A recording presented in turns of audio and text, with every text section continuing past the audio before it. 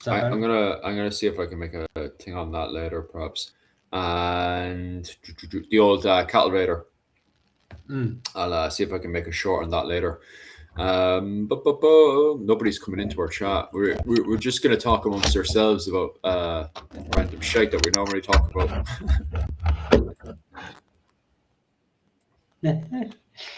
Jesus Christ, it's empty. No Jim O'Neill or anything this morning. No, he's busy. I didn't think I was going to make it, but the play was quicker. The nativity was quicker than I thought it was going to be. Oh yeah, it's that time of year, isn't it? Where the kids come wandering by. Yeah, nativity plays. Yeah.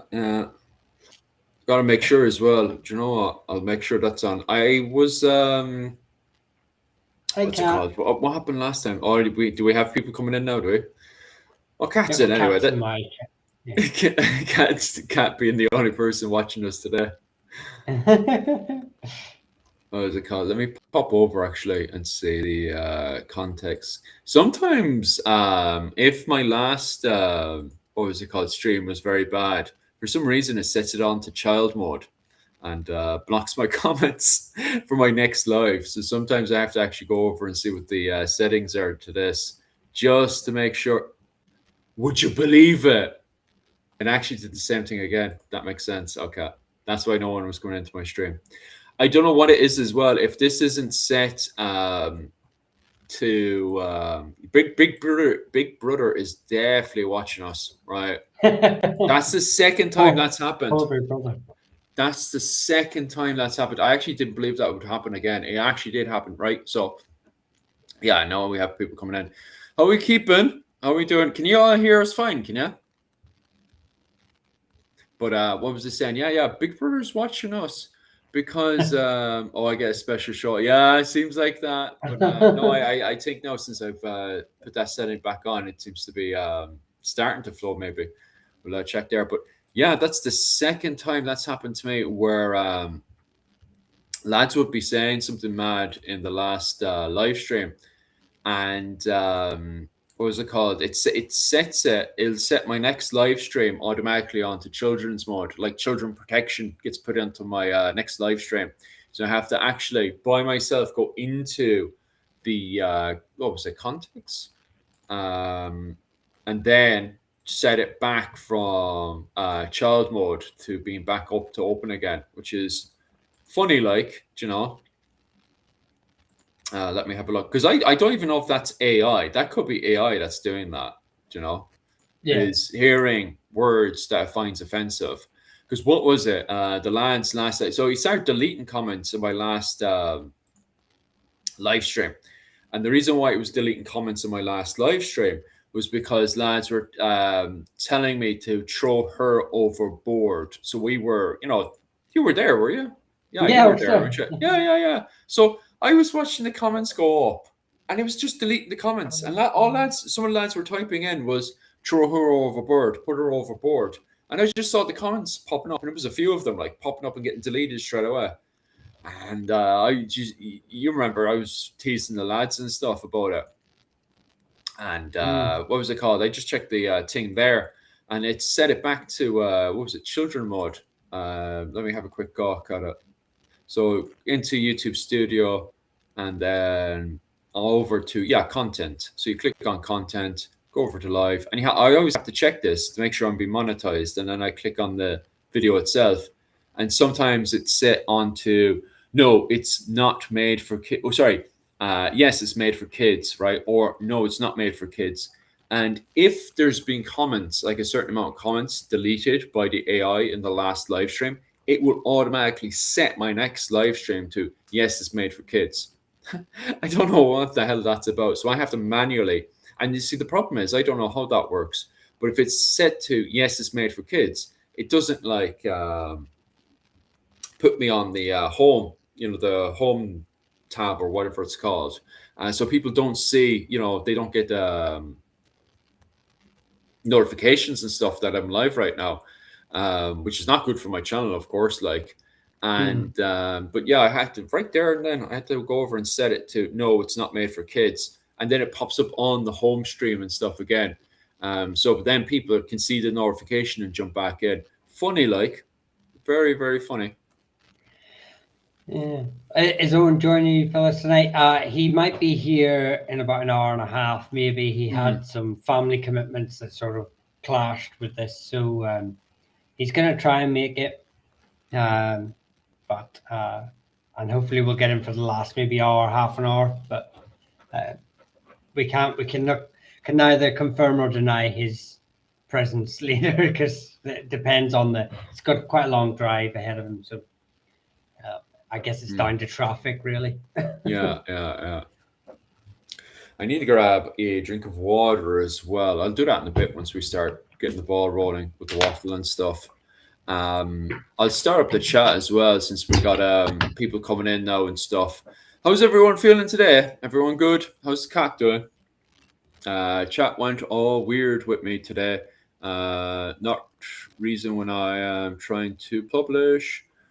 What do you mean by chat went all weird with you today? Is that not shadow banning? Yeah. Yeah, I know, right? I never get in trouble from YouTube, but TikTok, God, TikTok hates me. Yeah, TikTok is very, very cranky, even on my side as well. I don't think I've gotten ever accepted for a live stream for TikTok. So TikTok, honestly, TikTok loves my like waffly live streams that I do. It loves them. You know, with the map and everything like that. But I don't enjoy them as much. They're very mentally draining. I can't really go into detail. So when I do my members only lives on Thursday, it's just a slideshow, effectively like this, except for I'm not on the maybe I need to be on the camera. But oh God, it hates me, and then it just ends up banning me throughout the live stream and telling me off. And you know, I'm half tempted to just like not have members on TikTok and just tell them to move across to YouTube. It's cheaper anyway. Like, that's wild. No, I do all my stuff over on Discord, and I might just end up doing it on Patreon, since Patreon now has completely tidied itself up. And I think I've never had anything whatsoever said on Patreon. I think you could literally, unless you were to start switching over to, God, how do I word this without getting into trouble? But unless you really push the limits with Patreon, and I mean like stuff that would end you in jail, I don't think you could get in trouble with Patreon. You know.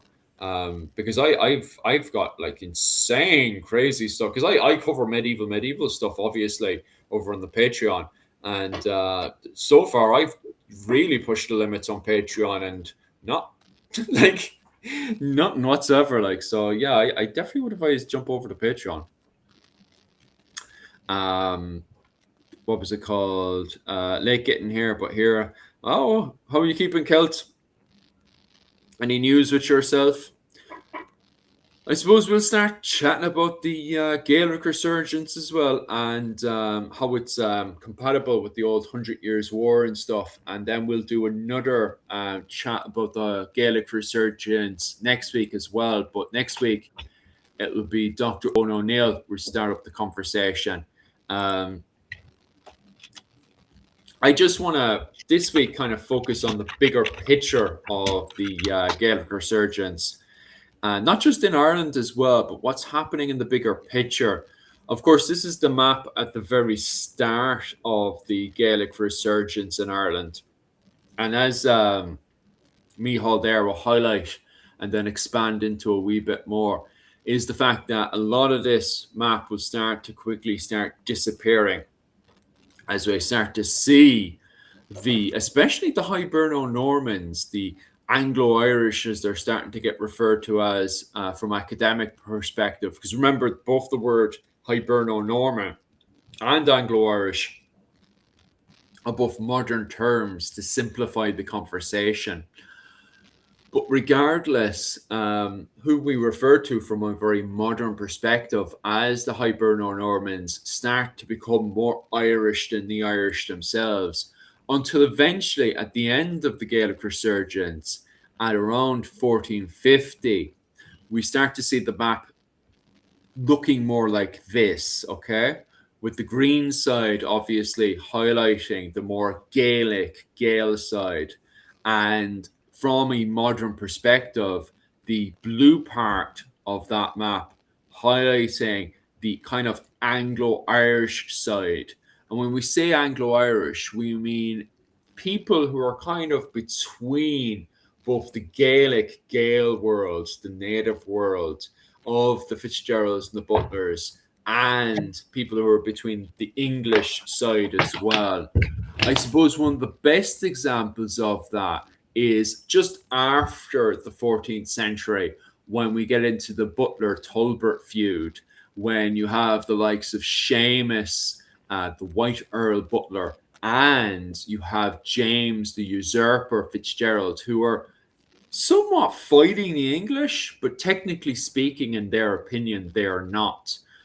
Even when Seamus the White Earl Butler is attacking and killing English colonists, and he's attacking English forces who, and this is the key most important part of all, led by Talbot. They're not led by the English king. So Butler will always highlight the fact that, hey, technically speaking, I'm not at war with the English king. The reason why the English king, of course, is not at war with Butler is because most likely he's just too young to be getting involved with that sort of politics. He takes over when he's a child.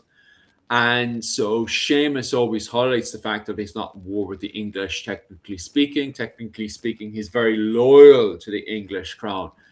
And so he, at one stage, while he, Talbot is at, in France fighting against Joan of Arc, he decides to go for an old holiday over to England to see his cousins with the Fitzgeralds.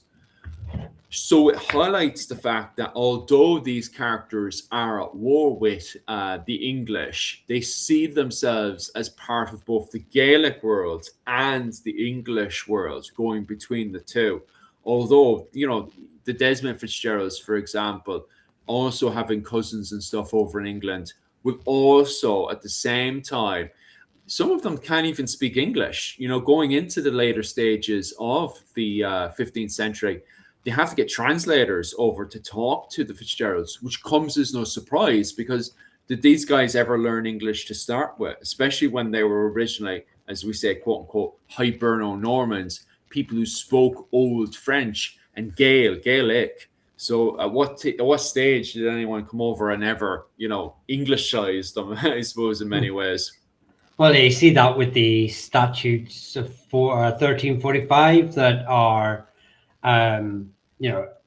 saying to adopt English dress, refuse Irish customs. It's written in Latin because,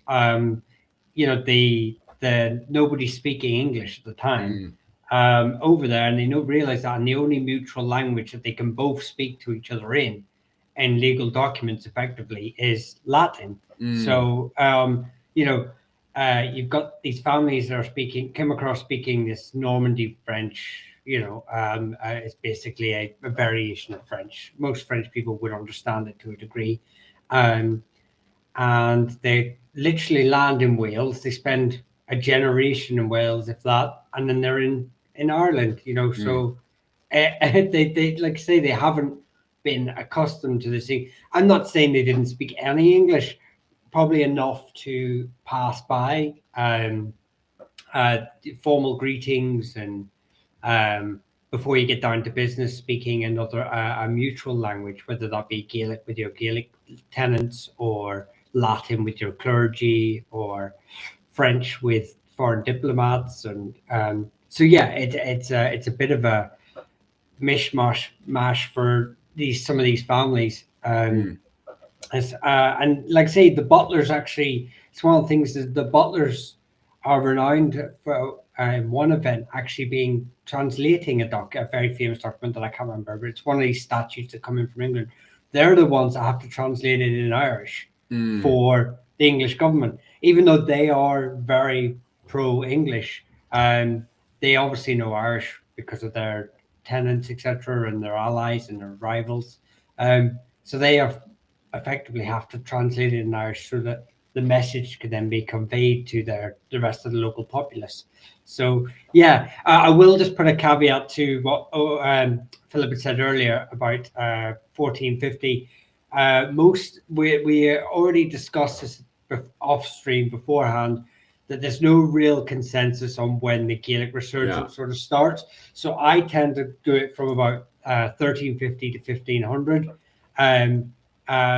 And Philip has a few extra different dates there, but he's more liberal with his dates. But we're just saying that if you see a date 1450, we're not maybe going to stop right there. There's bleed overs on both sides. So don't feel confused if we suddenly start going into 1333, which is an important event which we will cover.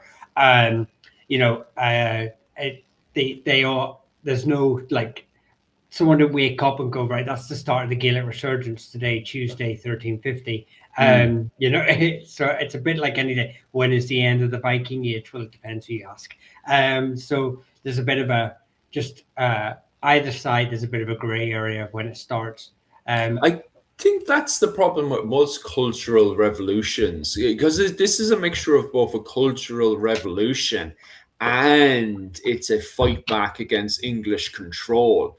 And it's funny because just like the punk revolution, in many ways, you have a group of people who don't realize what they're doing. It's not until, as you point out there, the Statutes of Kilkenny in 1366, then there's a sudden like, you're doing something, stop doing what you're doing. Because, as we pointed out there, like the Fitzgeralds never sat down and learned English. There was never a point where they ever needed to learn English. As we pointed out there, they originated from Normandy. In 1066, they invaded into England to fight the Anglo-Saxons. And at that point in 1066, there is no English that we know of today. You have a very German Saxon language that exists in England with the arrival of the Normans, who are all French speakers. Norman Old French speakers is the dominant language amongst them. They eventually win the Battle of Hastings, of course.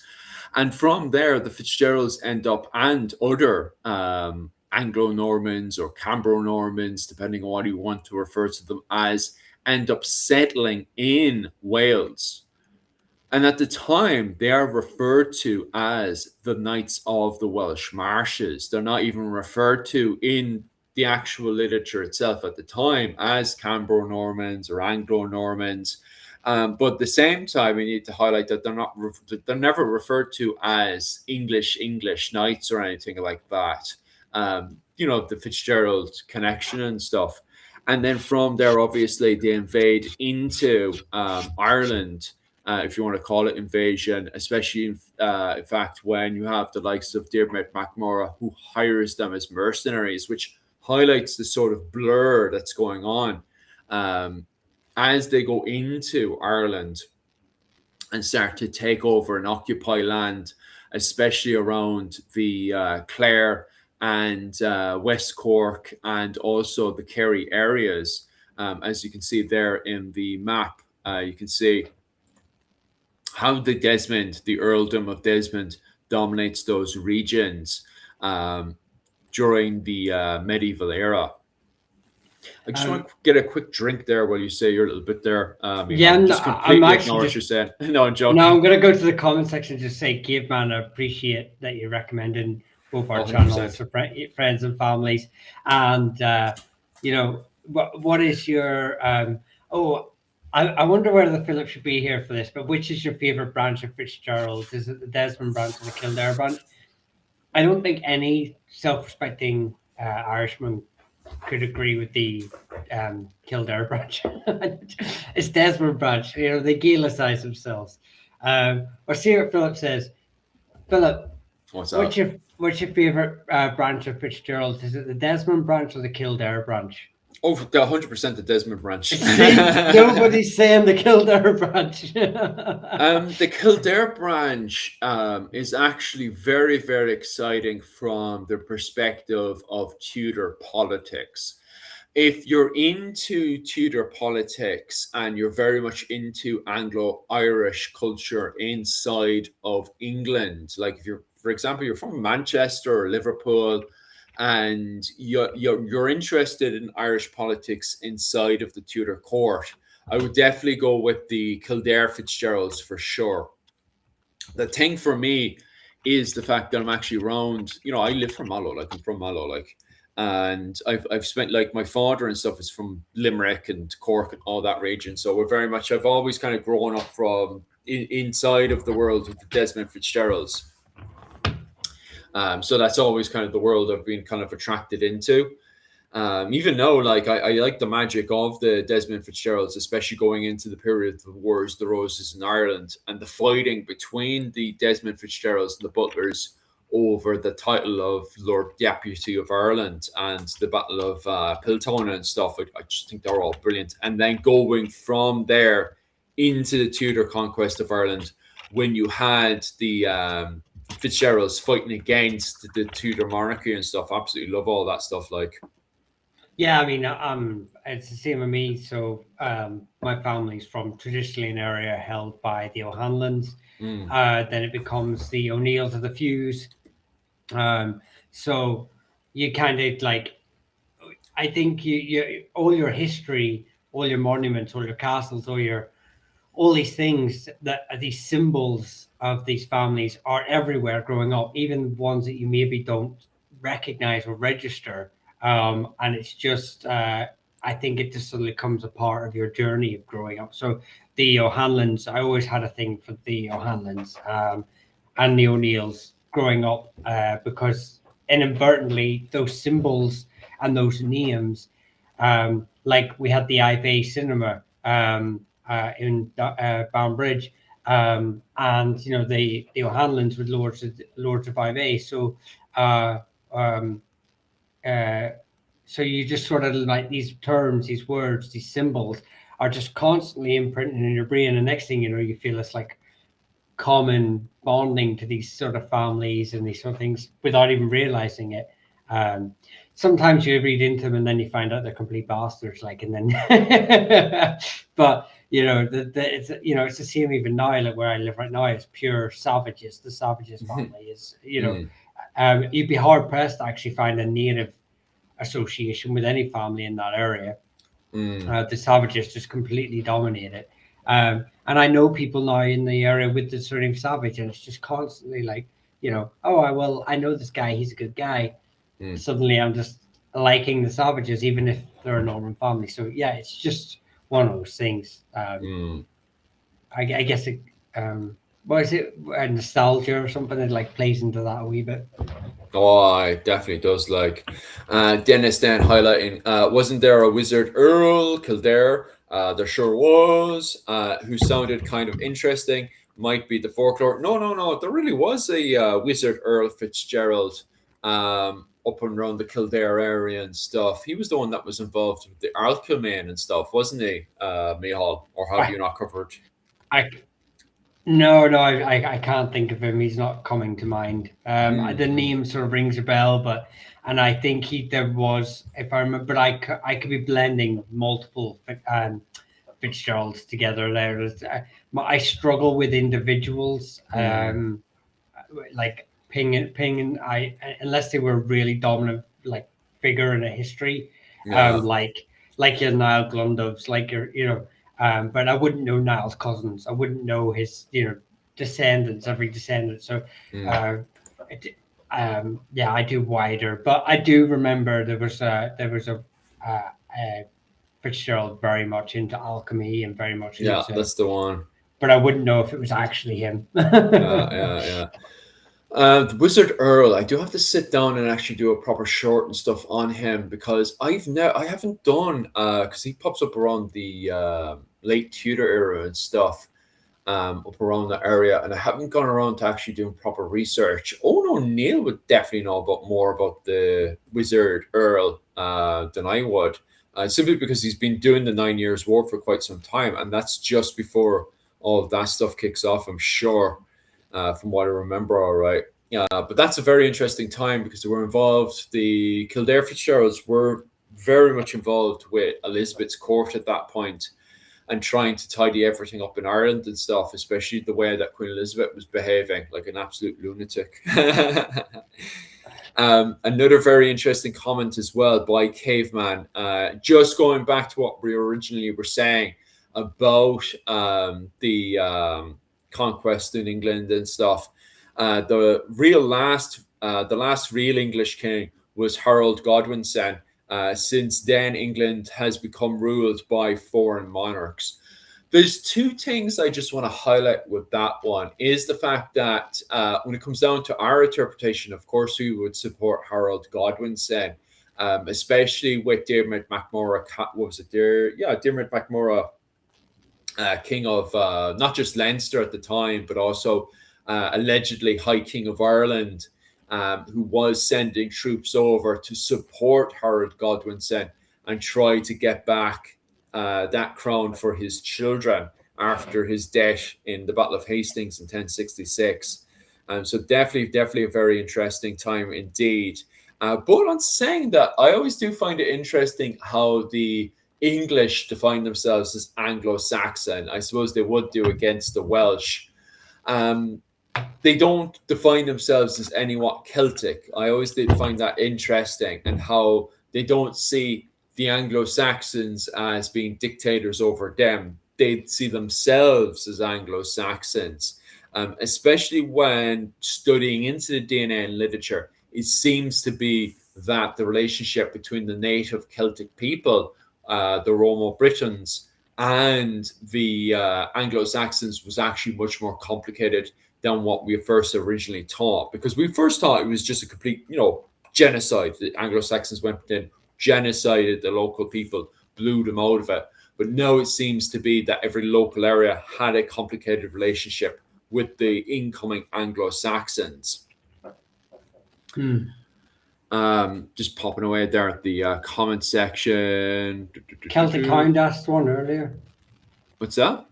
Celtic Hound asked one earlier, and I meant to. Oh yeah. I'll pop that one in there for you. I can answer this one in, but the problem with it comes with etymology. There's no crane or any of those variation mentioned in the documents at the time. But crane is also a variation of crean or creen.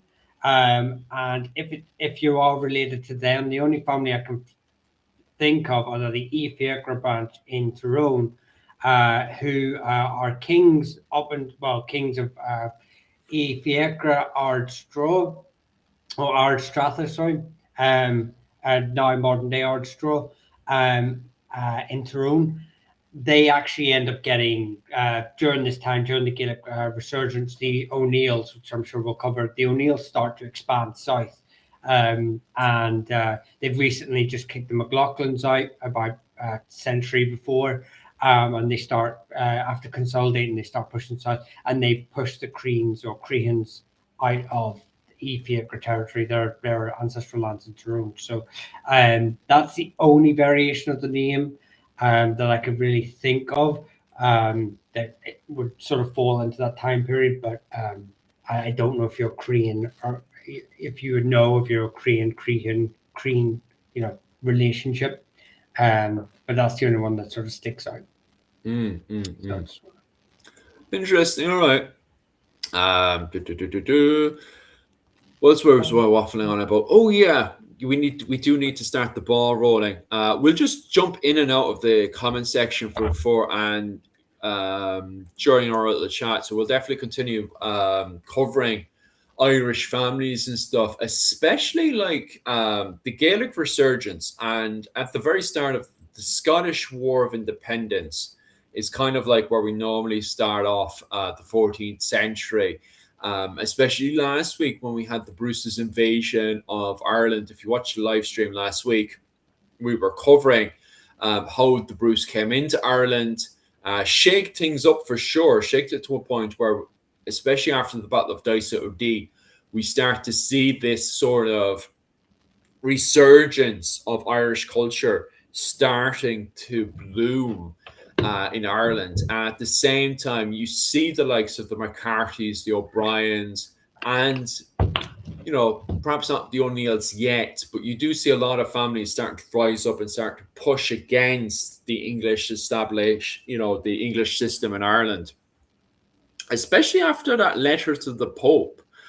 I think that letter there is definitely definition, literally by law saying, hey, look, we're not happy by the way we are being governed in Ireland by the English king and how abusive the English king is towards us, the Irish. So even from the perspective of the papacy, even if they are not willing to do anything for us, in this day and age, it tells us today, as academics and historians, so on and so forth, that our ancestors going into the Scottish War of Independence were defining themselves as the Gael, and in fact were very unhappy at their treatment by the English. So that letter to the papacy, very, very important indeed. And in fact, that entire war, the Scottish War of Independence, was very good at giving us our base foundation to identify who we are today as a culture of clans against, I suppose, today seen as the kind of rise of Western culture in many ways. But I suppose we were in many ways the first original Goths and punks, anti-Western culture in many ways. But regardless, that kind of identity, the Irish identity that we have today against the establishment from England that was coming into Ireland back in the 14th century with the Scottish War for Independence that we can see in the film Outlaw King. I don't know if the comment section has seen the movie Outlaw King. I thought it was absolutely brilliant stuff. Let's pop ahead forward. Is there any comments or anything you want to cover there, Michal, before we start pushing forward? No. Some people have, Miss Claire's mentioned some interesting characters to look up, but I wouldn't know anything about them, so I can't really comment on them for now. I'm sure they might pop up in future. If we continue along this timeline, individuals like that maybe will pop up later on under the Tudor court, more likely under Owen's advice, and he'll probably take more of that lead role. But Miss Claire's also saying about post-plantation 1660, which is way way beyond this. That's the destruction of the Gaelic culture. I know, right? After we just rebuilt it, the English get involved again, like. But yeah, so again, we might come into that again if this continues on a normal trajectory of dates. Then I'm sure we'll get to the plantations eventually. But no, I didn't really watch the Outlaw King. I saw the battles, but that was the only thing I was really interested in, was the battles. I wasn't really interested in their interpretation of politics at the time. Maybe I should go back and watch it. I love that message. I don't consume enough media outside of literature. So I'm completely, I was saying to you, I'm about when did Outlaw King come out? Maybe 5-6 years ago? Yeah. Somewhere around 2016, 2017, somewhere around there. So I'm about a decade behind when it comes to a good old historian. That's what you're saying. You're a good historian. Yeah, I just don't want my mind. Like I actually generally, I'll just divert for 1 second. I generally don't like reading like historical fiction because I get so paranoid that I will remember it and then repeat it as fact later on. Like, I don't know where I got this source from, but I heard that the Wizard Earl of Kildare was actually, based on Sauron, and like, vice versa. So I get a bit like, so I stay away from fiction as best I can and just stick to historical fact. Just so I don't muddy the waters, because I've ADHD and my brain only allows me a little bit of information at a time. So it's also very interesting as well. Yeah, I fully agree that they've forgotten their Celtic roots. It's a great point. When I see English people, they look Celtic to me, and totally not at all. Yeah, I fully agree with that one as well. And I also agree with the comments that Caveman is posting up as well. It's very interesting as well if we just take a step back at how the English the Anglo-Saxons defined themselves when the Normans came into England. Of course, there's a lot of dictatorship that happens first and foremost under William the Conqueror as he goes in there, especially in the north of England, and just ravages, like even does an entire scorch earth campaign, kills thousands and thousands and thousands of Anglo-Saxon native people, and then enforces those areas with moat and bailey castles to really hammer, quite literally by the land itself, hammer down his iron fist rule. But then once things start to settle down, especially during the period of King Stephen, the Anglo-Saxons seem to go very anti-dictatorship. And I suppose that's why in many ways the Anglo-Saxons had supported King Stephen against Empress Matilda, because Empress Matilda was solidly into dictatorship. She literally believed that she herself should be the only control and power inside of England. She believed in absolute control, which was completely against the Anglo-Saxons in the early 12th century, because they liked their local Anglo-Saxon councils. That was it. They loved their Anglo-Saxon councils and wanted to keep on to that tradition of having local councils. So I suppose in many ways, although those people in those communities inside of England at the time, well, the realm of England at the time, didn't quite understand race and nationalism as we understand it today, I suppose because they identified themselves with, as silly as it sounds, Anglo-Saxon councils against the English monarchy that was enforcing, from their interpretation, enforcing dictatorship on top of them. I suppose that's why they identify themselves as Anglo-Saxon today, because it's an Anglo-Saxon culture of having local councils and working out locally how everything is going to be run that week. Which, believe it or not, when Henry II takes over, after both his mother has gone to the side and King Stephen has died and passed away, he takes over control of England and a good chunk of France. And because he wants to focus mostly in France, Henry II does, he's more than happy to allow the Anglo-Saxons run their own councils, even if the Anglo-Saxons think this is another form of gaslighting and manipulation from the English monarchy, and keep that paranoia up, even more so after the death of Thomas Becket. And yeah, I think that's a very, very good and interesting thing to highlight, especially when we look over to Ireland, who at the time is also trying to define itself with its own individual culture, away from this strange dictatorship that's coming into the island of Ireland, which we define as this very strange kind of English culture coming in. I'll just quickly, Davey, you're very surprised to see the Tudors were actually Welsh in origin. Not only were they Welsh, they actually filled the English court full of Welshmen. They were very, very into their Welsh roots. But I'll give you one better, who you might not be aware, who's of Welsh descent: Oliver Cromwell. So he's from, he's of paternal Welsh descent. His great-grandfather or his grandfather, no, it must have been like, they were from the house of either Dafydd or Gwynedd. The only reason they took the Cromwell surname was from his maternal uncle, who was an earl, I believe. So his mother's brother was an earl, and that's why he adopted the surname Cromwell. So they were actually called, I think it was called McWilliams before, or not McWilliams, Ap Williams before. So I don't think Henry VII can be classed as Welsh.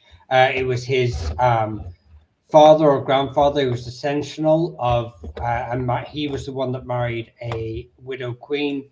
He was a captain of the guard or seneschal, and he I think he was the Welsh one. So it's either, I think it's his grandfather, Henry VII's grandfather or father, is the Welsh one. Henry VII was, by all accounts, English in culture, although still very much in touch with their Ap Tudor cousins on the Isle of Anglesey, or just off the Isle of Anglesey.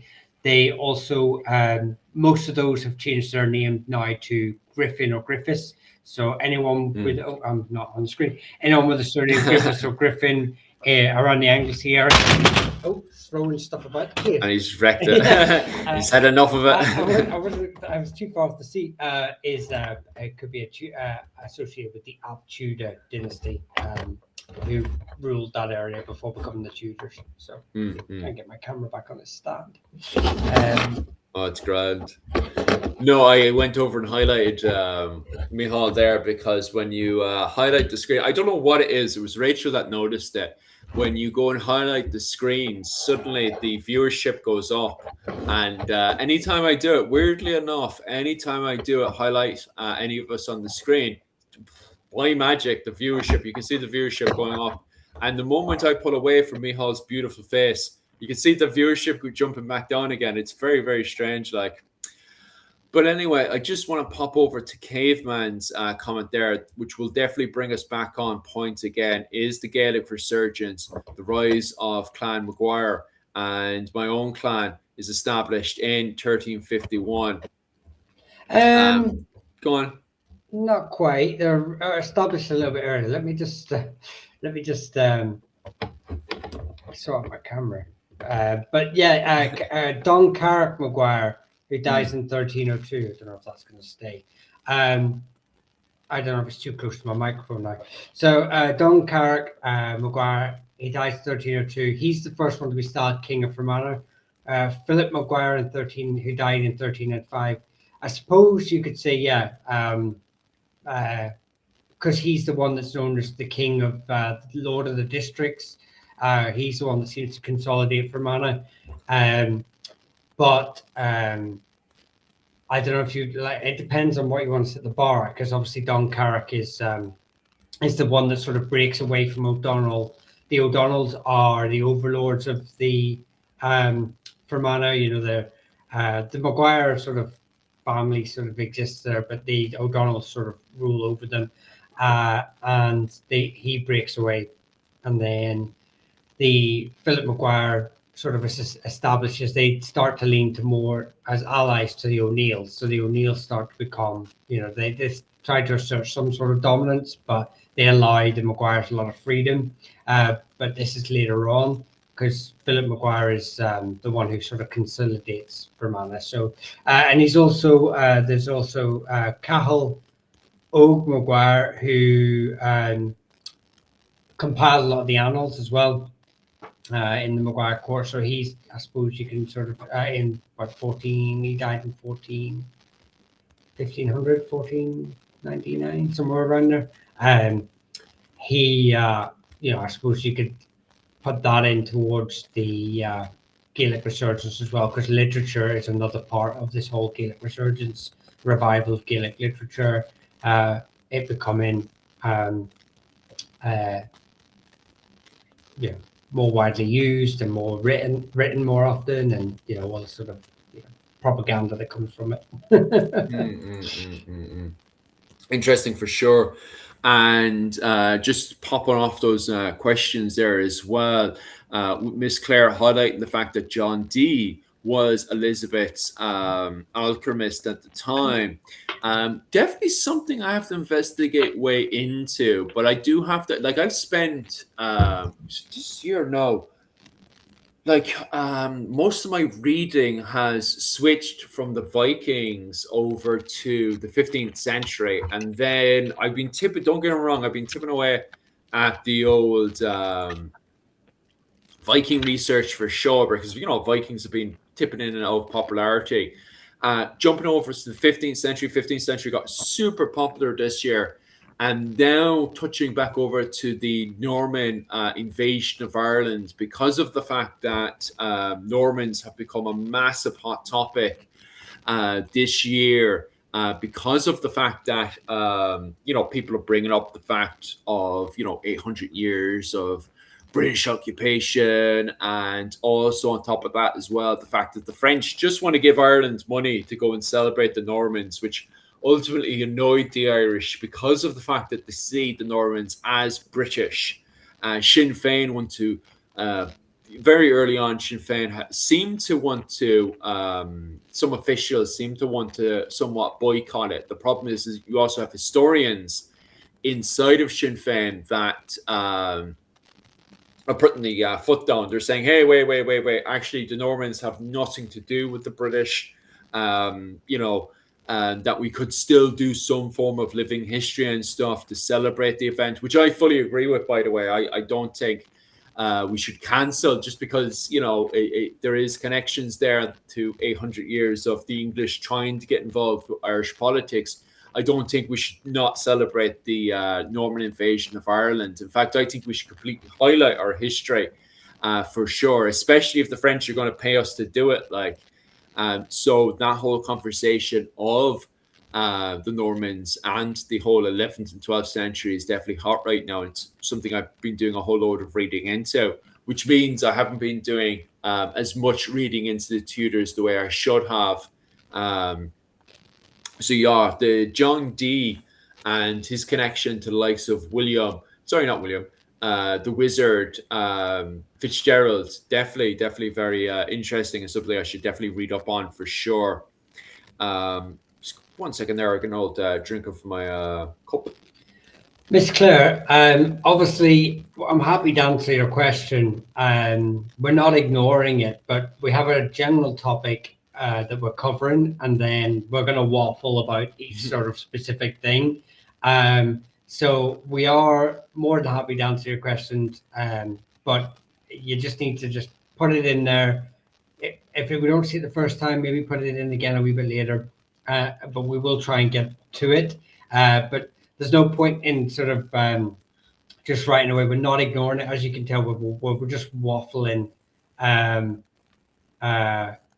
a bit first. So I'm Philip and I can waffle about this whole topic for ages, and then suddenly we've missed the comment, but we're not doing it on purpose. But I will just say, actually, you're very lucky because your surname does sort of lose power in this time period, so it kind of ties in quite nicely.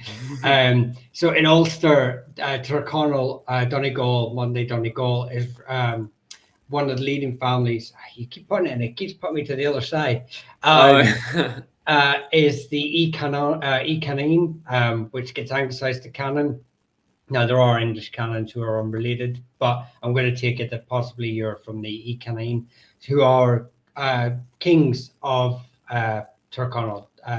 Now, they've been there. There's actually an argument whether they actually have the oldest surname in Ireland. At the minute the title is given to the O'Clearys, but there is a strong case that it could be O'Cannon too.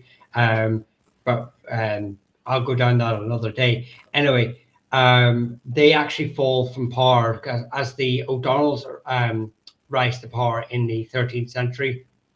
It's at the expense of the O'Cannons. So as the Gaelic resurgence is happening, the O'Cannons fall from power. The Kinaloan push further south, but in doing so, they sort of weaken their ancestral homeland of Inishowen and Donegal, and the O'Donnells use that time to expand into Inishowen, basically creating the kingdom that would rule Donegal and Fermanagh.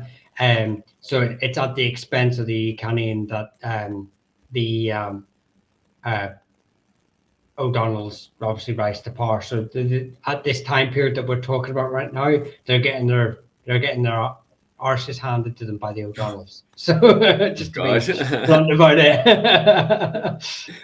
What was it called? Caveman brings up a very good point as well with Philip Maguire up in 1360. I just want to highlight, right? So not only do we have the Battle of Dyce O'Dea, which you do have a lot of history. I don't know about you guys in the comment section and Michal and stuff, but you do have a lot of academics and historians that do sort of start the Gaelic resurgence with the arrival of the Bruce in Ireland. And if not, definitely around 1318, that whole year, because of the fact that you also have the Battle of Dysa O'Dea, when you have the likes of the O'Briens who get that magnificent victory against the Declares. The Declares seen as very English at the time, very much representing the English control in Ireland.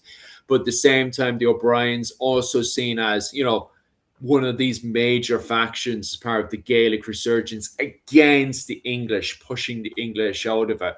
Although at the time, perhaps maybe the O'Briens were unaware of what they were doing. Also, on top of that as well, just as the Gaelic resurgence was coming to an end, you also have the death within the family of William de Burgh. And with William de Burgh, you end up having a complete civil war against the de Burgh family, where the de Burgh family end up splitting into 3 factions. Just before we came live today, Mihal was definitely expanding on this conversation. I'm going to pick which one is the best between the various branches of the de Burgh family, where you end up having, William de Burgh.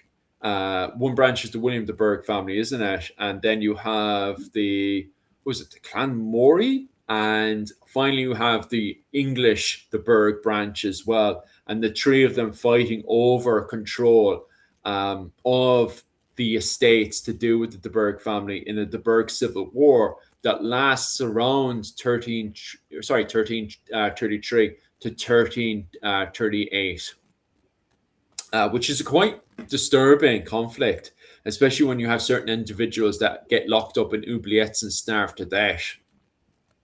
Yeah, Walter de Burgh in Greencastle in a showing. He gets imprisoned by his own kinsman, he starved to death. Yeah, so that was the basic. What a way to go, being who you are. But like I said, the 1333, it begins with the assassination of William de Burgh, known as the Brown Earl, and that what follows is a succession crisis, because the William actually left no heirs. He left an infant daughter, Elizabeth, and obviously the English decided to step in here.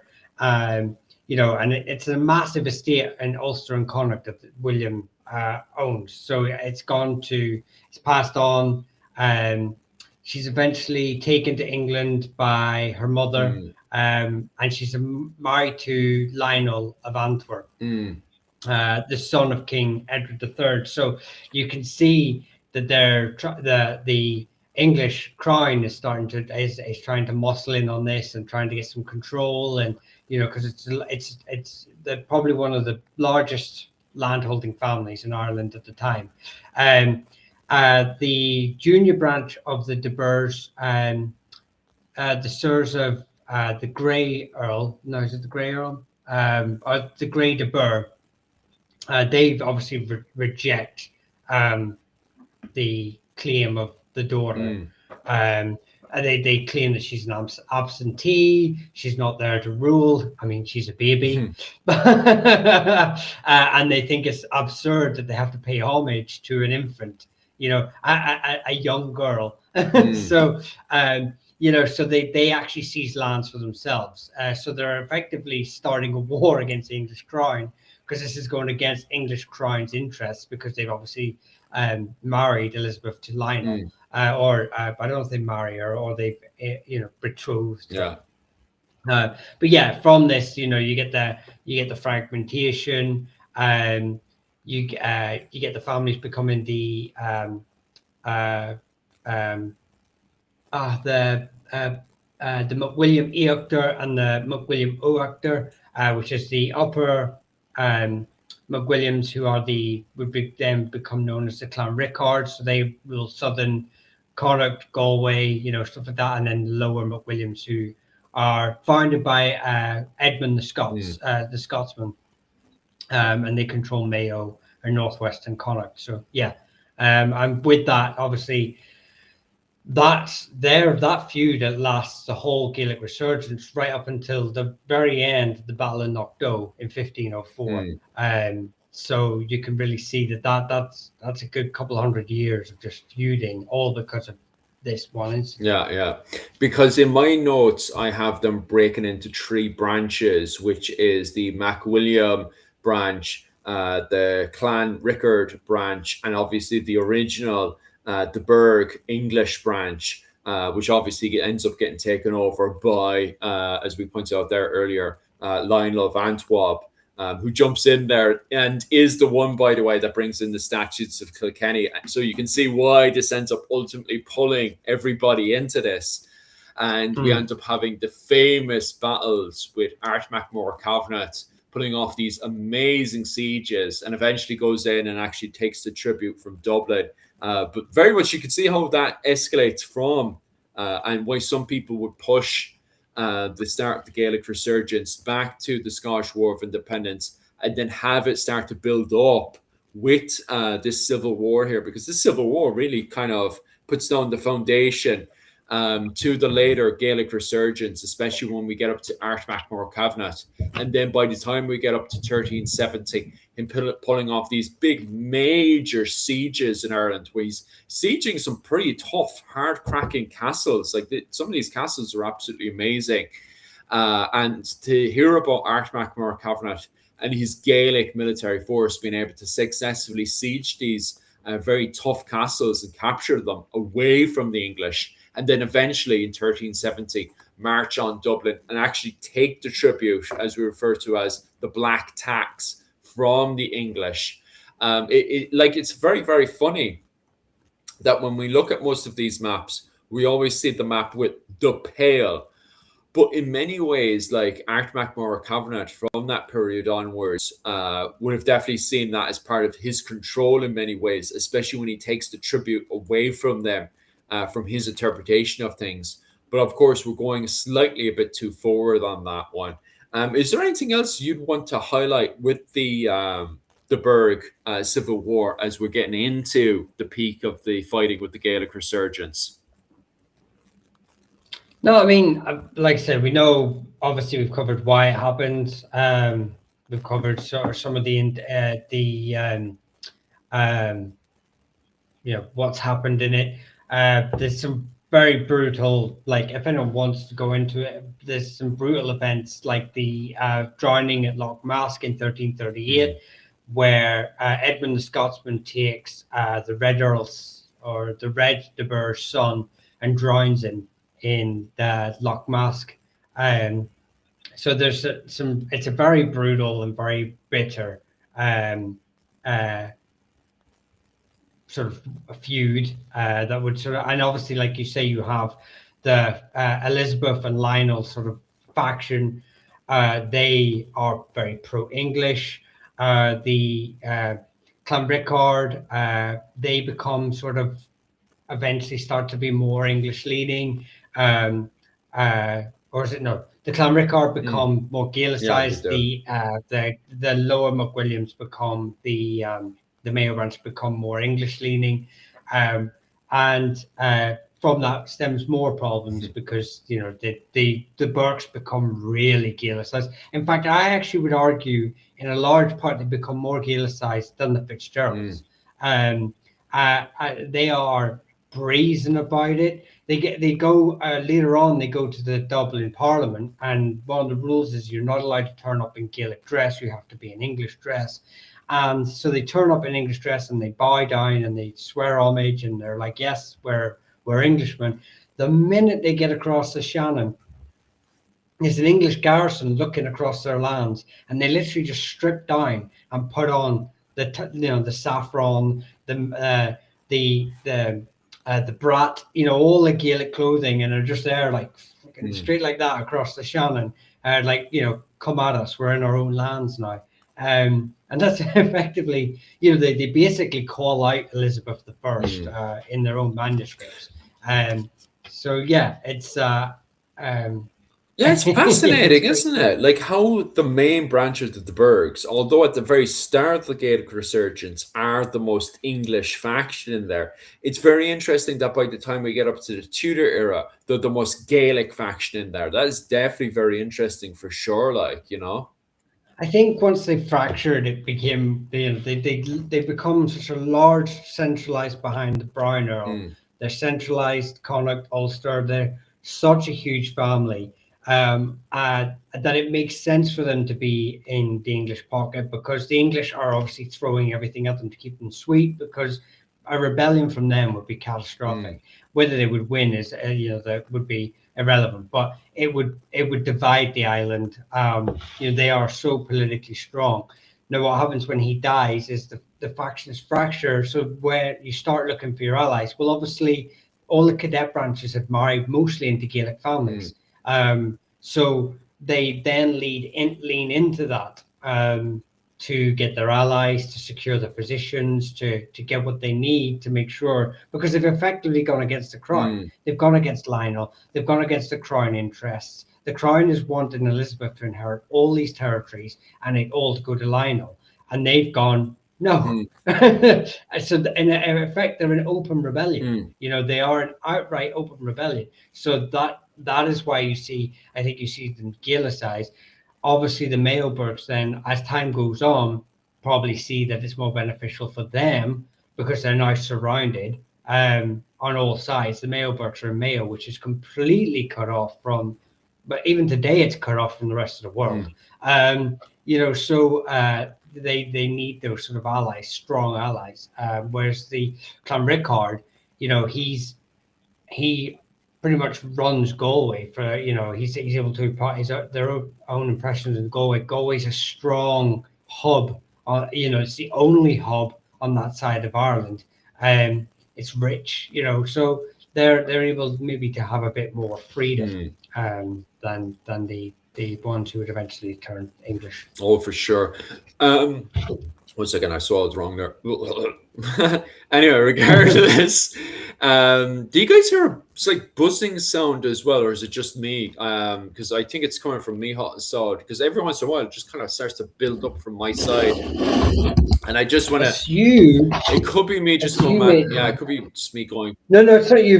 No, it's not you go mad. It's you who makes me move my bloody webcam. I'm sorry. Every time you put me on big screen, and then I have to move to the other side of the here, room. It does actually work. Like anytime I do highlight you, it suddenly starts jumping up in numbers, and I'm not sure if that's because I'm gorgeous. And I'm not sure if that's just because people literally do find you gorgeous, or if what was it called? The algorithm does actually like it. Because if I was to jump you up to the main screen there, it starts jumping up to 40 and stuff, Mihal. It actually works, it's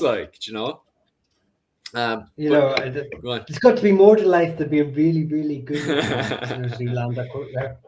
What was that? I just want to pop back over the Caveman's latest. I just want to apologize because I ended up skipping a ton of the comments there just to keep on topic there. But yeah, Caveman has a very good point as well. I can trace my lineage to the line of William de Burgh down, the founder of the de Burgh.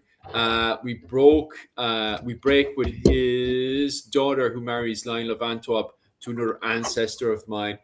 Very interesting, Caveman, for sure, and definitely within our conversation tonight, especially then when Caveman continues the conversation that I was literally going slightly ahead of me and talking about what's happening with the politics in England at the time with Edward II, who marries a French princess, Isabel, who Caveman is actually descended from. She was the wolf, wasn't she?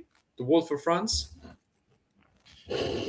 Because as I can highlight in this picture here, this is her devastation. So while the Burgh Civil War is happening in Ireland at the time, at the start of the Gaelic Resurgence, poor old England has to see this. Walking down the street of London one day, and you see this guy on a ladder having his entrails cut out of his belly and chucked onto the fire to be cooked, and that smell, that horrible rotten smell, starting to cover the streets of London as you're walking down here. This was actually one of the lovers of Edward II, who was quite loyal to Edward II against Isabel, the she-wolf of France. who at the time was looking to take over control of England away from Edward II. I think at this, just slightly after again, Edward II himself would allegedly get a hot poker up his bum, which, pretty much brings an end to him as well. So even in England at the time, very, very violent and hardcore place to live in for sure. I just having a wee drink of my water. Gaelic family prison escapes happened a lot, right, from English holdings. I remember hearing stories of some important Gaelic fellows who escaped but lost toes from the frostbite or something. You're talking about Baker O'Byrne and someone, Hugh O'Donnell. This is the start of the rebellion later on, Tudor conquest of Ireland. It's 15th, 16th century. It didn't happen a lot. I think if you look at statistically, it didn't happen a lot. There are a lot of, great escapes from the Tower of London, from Dublin Castle. That's where that escape happened from. But at the same time, they're only made famous because they are great feats of, resilience, resistance, all these sort of culmination of things coming together where these individuals could escape. But statistically, the amount of people that were held in these places died. it didn't happen. Crannogs were another good place for holding families, rebellious lords and stuff. They normally rely on logistics from allies. These are happening not through great like the Great Escape, where you get a bunch of people and they're thinking of ways to escape. What's happening is these are happening from outside forces with internal spies and stuff like that are infiltrating these places. Not many people had those connections. So really, when you see the individuals who do escape, it's not Joe Bloggs off the street. It's not the minor baron from down the road. These are normally big players in grand schemes. And Fiacre O'Byrne is one of those who's at the time is obviously about to be involved in a, they I can't remember if they've just taken it or they tried to take it before or it's afterwards, but they tried to take Dublin Castle. So yeah, it's very rare, but it sounds like a lot because you see all these names. But if you take into account of the amount of people have been taken prisoner and the gaps in centuries between each individual escaping, it's not as rich a source as you might think. For sure. I think Caveman is literally just writing the script for us there because he keeps jumping ahead of what I was about to say. I'm about to say it, and then Caveman just shoves it in there as well. And I'm like, Caveman, you're literally saying, reading my mind. He's literally going into my brain and taking out all the information.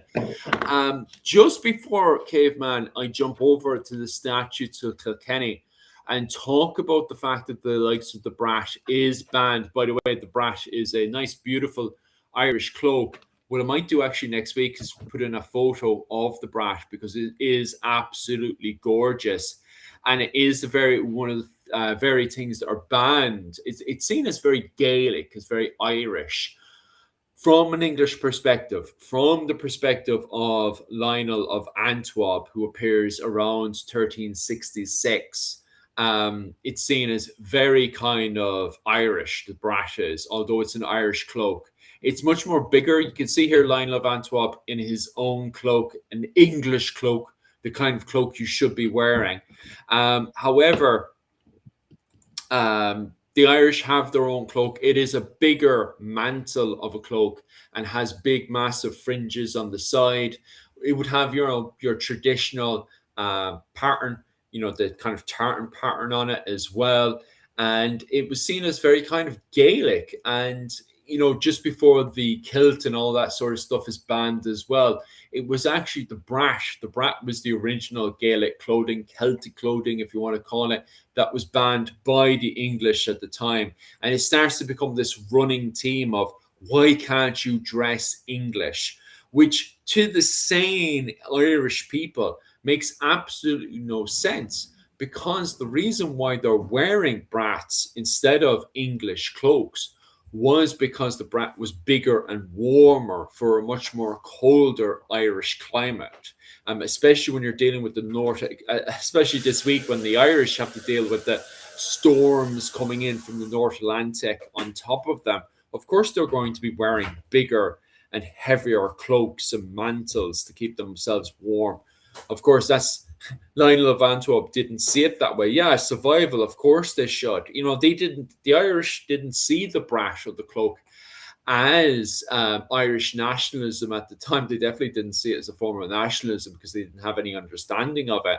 They seen it as a means of survival, you know, so it was never originally meant to be a form of defiance or rebellion. It became the form of defiance and rebellion, especially going into the periods of the Jacobite and Williamite Wars. But at the time itself, it wasn't. It was seen as a means of survival. It was just the English, especially Lionel of Antwerp right here, who was seen as a complete madman because that's what he was. Anything else you want to add into that, Michal? No, we'll ask you a question, but I'm just going to correct. Dennis has obviously corrected me on. I said an O'Donnell escaped Dublin Castle with, I believe, Fiacre O'Byrne, but it was Art O'Neill. I knew it was an Ulster chief. I flipped a coin in my head, and that's what it landed on. So again, individuals are hard to remember when there's thousands of people to remember. But I will ask you, because I've got a question for you, because clothing is not my area at all. Yeah.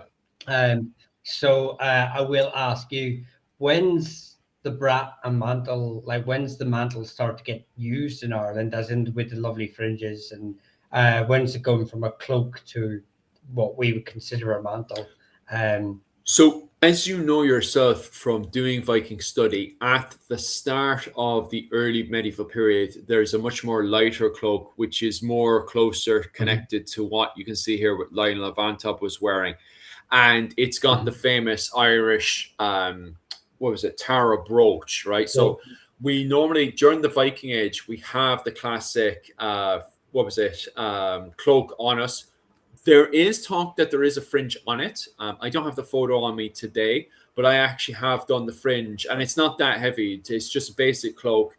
You fringe it, and then you get yourself a Tara brooch or any brooch, and you can even get pins as well. You don't really need Tara brooch. You can always just get yourself a regular pin, and you just pin it up here. Now, because I liked the likes of the Tara brooches and various other, like the Kilkenny brooch, for example. I like all of them. I have the Kilkenny brooch. It's absolutely gorgeous. I pin my side up here, right? Now, Caveman has an entire theory around the usage of the cloak during the early medieval period as a form of Irish martial art. I always kind of thought and speculated about it as well, but I don't have any solid evidence to actually support that. Maybe Caveman does. However, as we go into the later medieval period, and it's so fascinating as well. I wasn't supposed to highlight you. I was actually supposed to highlight myself. But it is interesting that as we go into the late medieval period of the Scottish, literally on cue of the Scottish War of Independence, you actually have the outbreak of a mini ice age. So the temperature starts to drop down, and at the same time, famines start to break out left, right, and centre because of the mixture of a mini ice age that suddenly hits Scotland and Ireland and the constant war because of the Scottish War of Independence. We have famines starting to kick off left, right, and centre. And it's here that creative Contessa Rachel has speculated that it's at this point that you start to see the brat start to pop up in our literature, as you know, because brat ultimately means like cloak and stuff, but you're talking about the mantle brat, the bigger, heavier, shaggier brat, and it does seem to appear at the Scottish War of Independence that may have been the period where we're getting these bigger mantles on top of us to keep us warm during the start of this mini ice age, which makes sense because as we go into the Gaelic resurgence, it's at that point that we see this resistance from the English, that the Irish, the reason why they're acting so savagely is because they're not behaving and dressing English.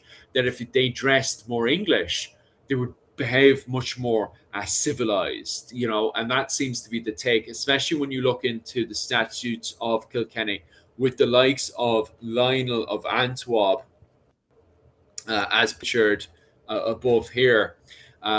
Lionel of Antwerp, we speak of him, and suddenly Owen O'Neill has appeared in the comment section there. How are you keeping on? Fine. Hold on. I'm fine. I'm just trying to log in. 1 second. Oh no, take your time there. We're just bitching about yourself there, Lionel. How you actually agree with Lionel of Antwerp and the banning of the brat? It was something you definitely pushed for. You think more of the brats should be banned in Ireland, isn't that right, Owen? Yeah, hold on. I'm trying to. Today it's asking for an email address and password. 1 second. Oh yeah, take your time. No worries. Mayo Kerr, thank you very much for the I don't know who it went to, but the £4 the British pound gift there. Thank you very much for the super sticker. I don't know which lucky guy got that today, but thank you. I think that's yourself, Michal. Squared away there. I think you are. Anyway, it doesn't matter. Give me a new camera stand. I stood on this one, so it only stands at a certain angle. Yeah. I'm actually at a twist at the minute. Go on there. Yeah. No, I just was interested in the I would like to say clothing isn't my area of expertise, so it's nice whenever you can just sort of get a picture of what's not only what's happening with families, but how they're dressed when they're doing it. Some were saying there about Jim O'Neill has a beautiful £5, 100% wool blanket. I was thinking of making a cloak out of it. Do you know, I walk around with a big woolen one as well with a big deer on it. And I do kind of end up, when I'm making a coffee and I'll be like, I would pretend I'm a senator from ancient Rome or an Irish Gaelic noble, making a cup of tea. Why not? Yeah. I would love to make an Irish brat. What I actually should do here, I can quickly grab a hold of it. What's the best resource to understand Brehon law other than you? I don't actually understand Brehon law that well. I know the families who taught it, who sort of kept it alive, who are associated with it in various degrees. But Brehon Academy, Kevin Flanagan of Brehon Academy, is an excellent source for Brehon law. He is a lawyer himself. We have had great interviews with each other where we would maybe disagree on our interpretation of history and how it applies, but it's all in good faith and all. We're good friends, and so it's. But he's definitely, if you want to know what laws are being stipulated, maybe not just at the time, but have been written about later and possibly been applied, he's definitely a great resource for learning that. But it also celt.ucc. Website as well. That's celt.ucc. Is a great resource for a lot of medieval manuscripts that have been translated into English. For sure. The Irish brat. 1 second, I'll just pop in with that comment there. The Irish brats are way better and Gaelic dress was way better in my opinion. Also, Gaelic law system, the Brehon law, which was way better than the English law. Well, I definitely would 100% agree with that one. But also on top of that as well, I could understand why the Irish were so confused at why the likes of Lionel of Antwerp was looking to outlaw the usage of the brat. So that's the brat there. Obviously, you can see the difference between Lionel of Antwerp's cloak, if we could highlight that one as well. So that's Lionel of Antwerp's cloak, the much more English cloak, as it's referred to. And there is the brat that Lionel was looking to ban. And you can see how much more bigger, much more heavier. And you can see that fringe inside there as well, which was seen as very kind of Irish, very, very Gaelic at the time. And so in the statutes of Kilkenny, what was it called? Lionel of Antwerp is looking to ban it. He's looking to remove it because it's seen as very Gaelic in the statutes of Kilkenny in 1366. Just popping back into the comment section there. Owen, is there anything else you want to expand on when it comes down to the brat and the banning of it by Lionel of Antwerp going into 1366? Not really. Just let me.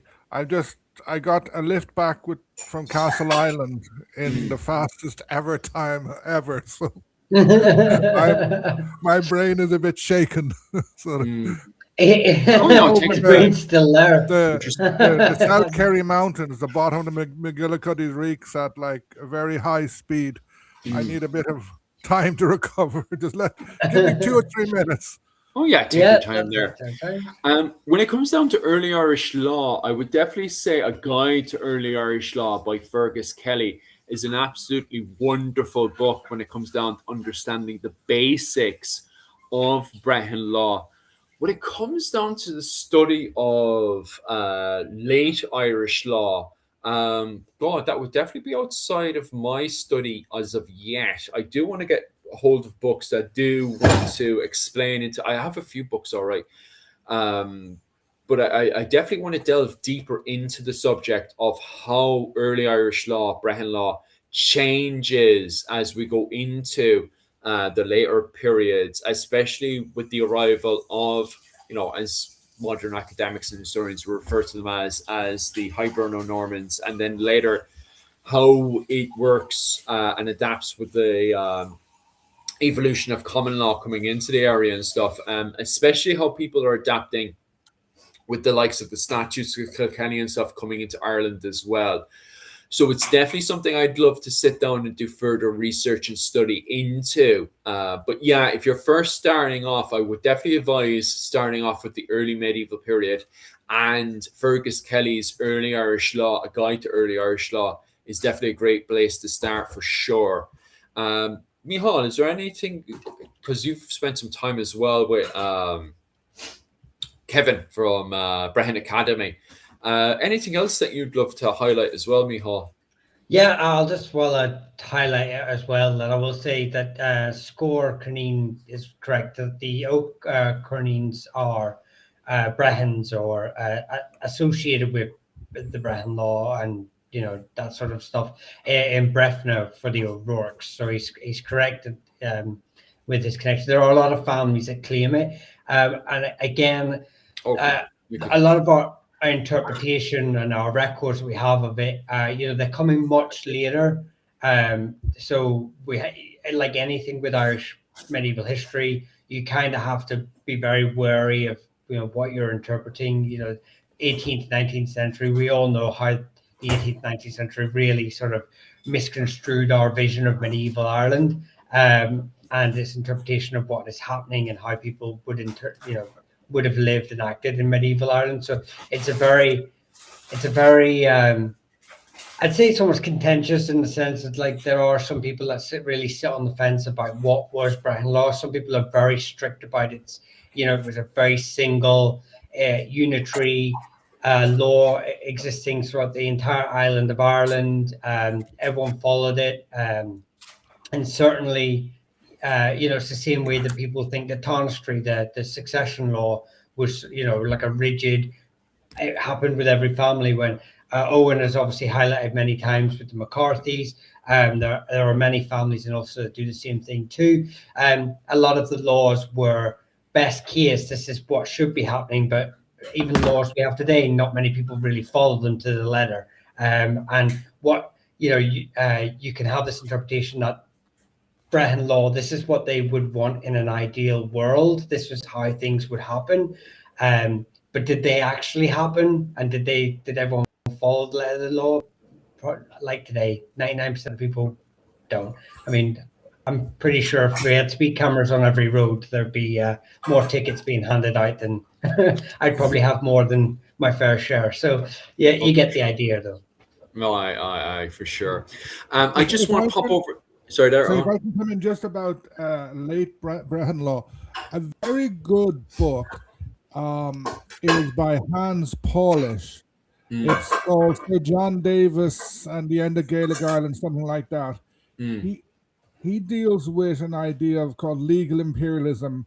He looks at how the English under James I in the first decade of the 17th century went to basically legally bury what was left of Brehon law to do, or basically Irish law to do with property and stuff like that. It's a very interesting book.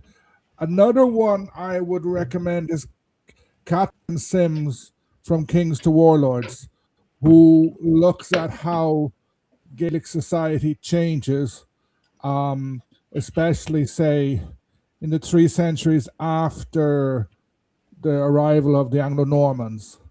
And then other ones would be to look at some of the detailed histories of the 16th century, like so by Hiram Morgan. What's that guy's name? He's retired. He was a professor in UCG. He's with Nicholas Canny, and some other. I think maybe D.B. Quinn as an older one. But they look at how Gaelic society actually operated, and then also Nichols. It's a bit outdated now. I think it's called Gaelic and Gaelicized Ireland. And all of them will show. Okay, a lot of them won't use the title Brehon law. They'll use other words. But again, some of what people have been saying in the comments is very idealistic, as opposed to what would actually happen. And just to change it, like the problem of any law is enforcing it. Sort of, as Michal was saying, if they're going to, like, people will naturally speed, people will naturally walk through customs. So how do you enforce Gaelic law? And if you are if you're a big lord, who's going to stop you? Someone would mention down there a bit about fines being imposed on the whole clan. That's not really accurate. Okay. Because I always kind of imagine it, to be honest with you, Owen, I always kind of imagined it worked like that as well. So you're saying there was no way that they could, especially, in this conversation of the 14th century, there was no way for I'm thinking about the English now, trying to find any of these Gaelic clans. There was no way for them to do that, is it? No, because the English, the idea of a clan, the English hated that idea. Okay. Even not clans, like when they are in the 16th century, when like they're dealing with the Irish, to say, okay, McCarthy, you're now Earl of Cloncair. And the guy says, yeah, and all these people are my followers. And so therefore they get pardons as well. And the English go, no, they have to get their own pardons individually. The Irish had a very collective point of view. And this is something that's mixed.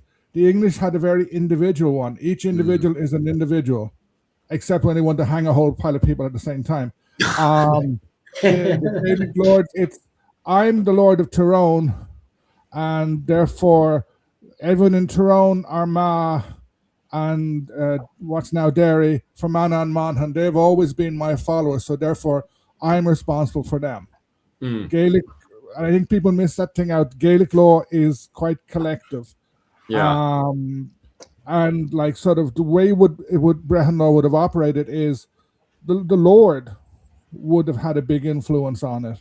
So if there were people doing wrong in your lordship, you could punish them. So it's not a clan as such, it's the Lord enforcing it. Whether the Lord is like a provincial leader like O'Neill, or say a small little guy who rules just one tua, he would enforce it himself. Of course, if I'm a small lord and along comes McCarthy and says, hey, your guys have been raiding, stealing my cattle, I'll have no option. But if the guy says, you have to pay me 1,000 cattle, there you go. I'll have no option but to hand that over. Yeah, I mean, and there's also, we got as much as it's a community-based society, and very communal. At the same time, there are factions within these groups. So you're going to have there's tiers within the sort of clan system. And again, I want to touch it, but then at the same time, Gaelic culture is not static all through history, and you'll have different people applying the law or a variation of the law or a variation of the clan system to what suits their needs at the time. So you can have Ulster operating almost 100 years behind the McCarthys in what we would consider maybe a more modern interpretation of clan system or whatever works for them, being so hemmed in by Norman lords on all sides, and in England, and they're sort of trading with Europe, so they're getting these new ideas, whereas also maybe not. But then it flips on its side, because it like I think it's Hugh O'Neill who's very much, he really leaned. I mean, the man, he was sort of raised in, I think, Dublin under an English family, but he's raised in English, within the English system, but he's raised in the Pale. Yeah, he comes out. He's very much into. He leans into like this really old, like almost like me turn around to the Victorian era Gaelic, like propaganda, sort of like going, this is Gaelic Ireland, because it resonates with people. This nostalgia resonates with people. You see it written all through propaganda, all through the century, basically, of families sort of really leaning back to the good old days. This sort of politics that we see today isn't new, and so families will be changing all the time. So, like I said, the main point is Gaelic culture, law, succession, the way they operated, it wasn't static. It constantly moved, and sometimes it moved back, sometimes it moved forward. It just moved to what was beneficial to the guys who were using it as politics at the time. Fascinating stuff. I just want to pop back over to the comment section and cover May's question, which actually is in my field of expertise.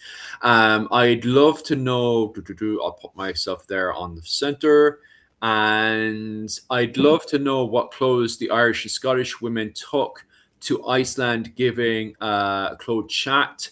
I'll just pop that one off, actually, because that's actually my field of expertise. And that is, what you want to read is Njál Saga and Olaf the Peacock. Okay, Olaf the Peacock and Njál Saga is the two pieces of literature you want to get a hold of. Now, bear in mind that most of the Norse literature, or if you want to call it Hiberno-Scandinavian literature, most of that is not written until around the 12th and 13th century.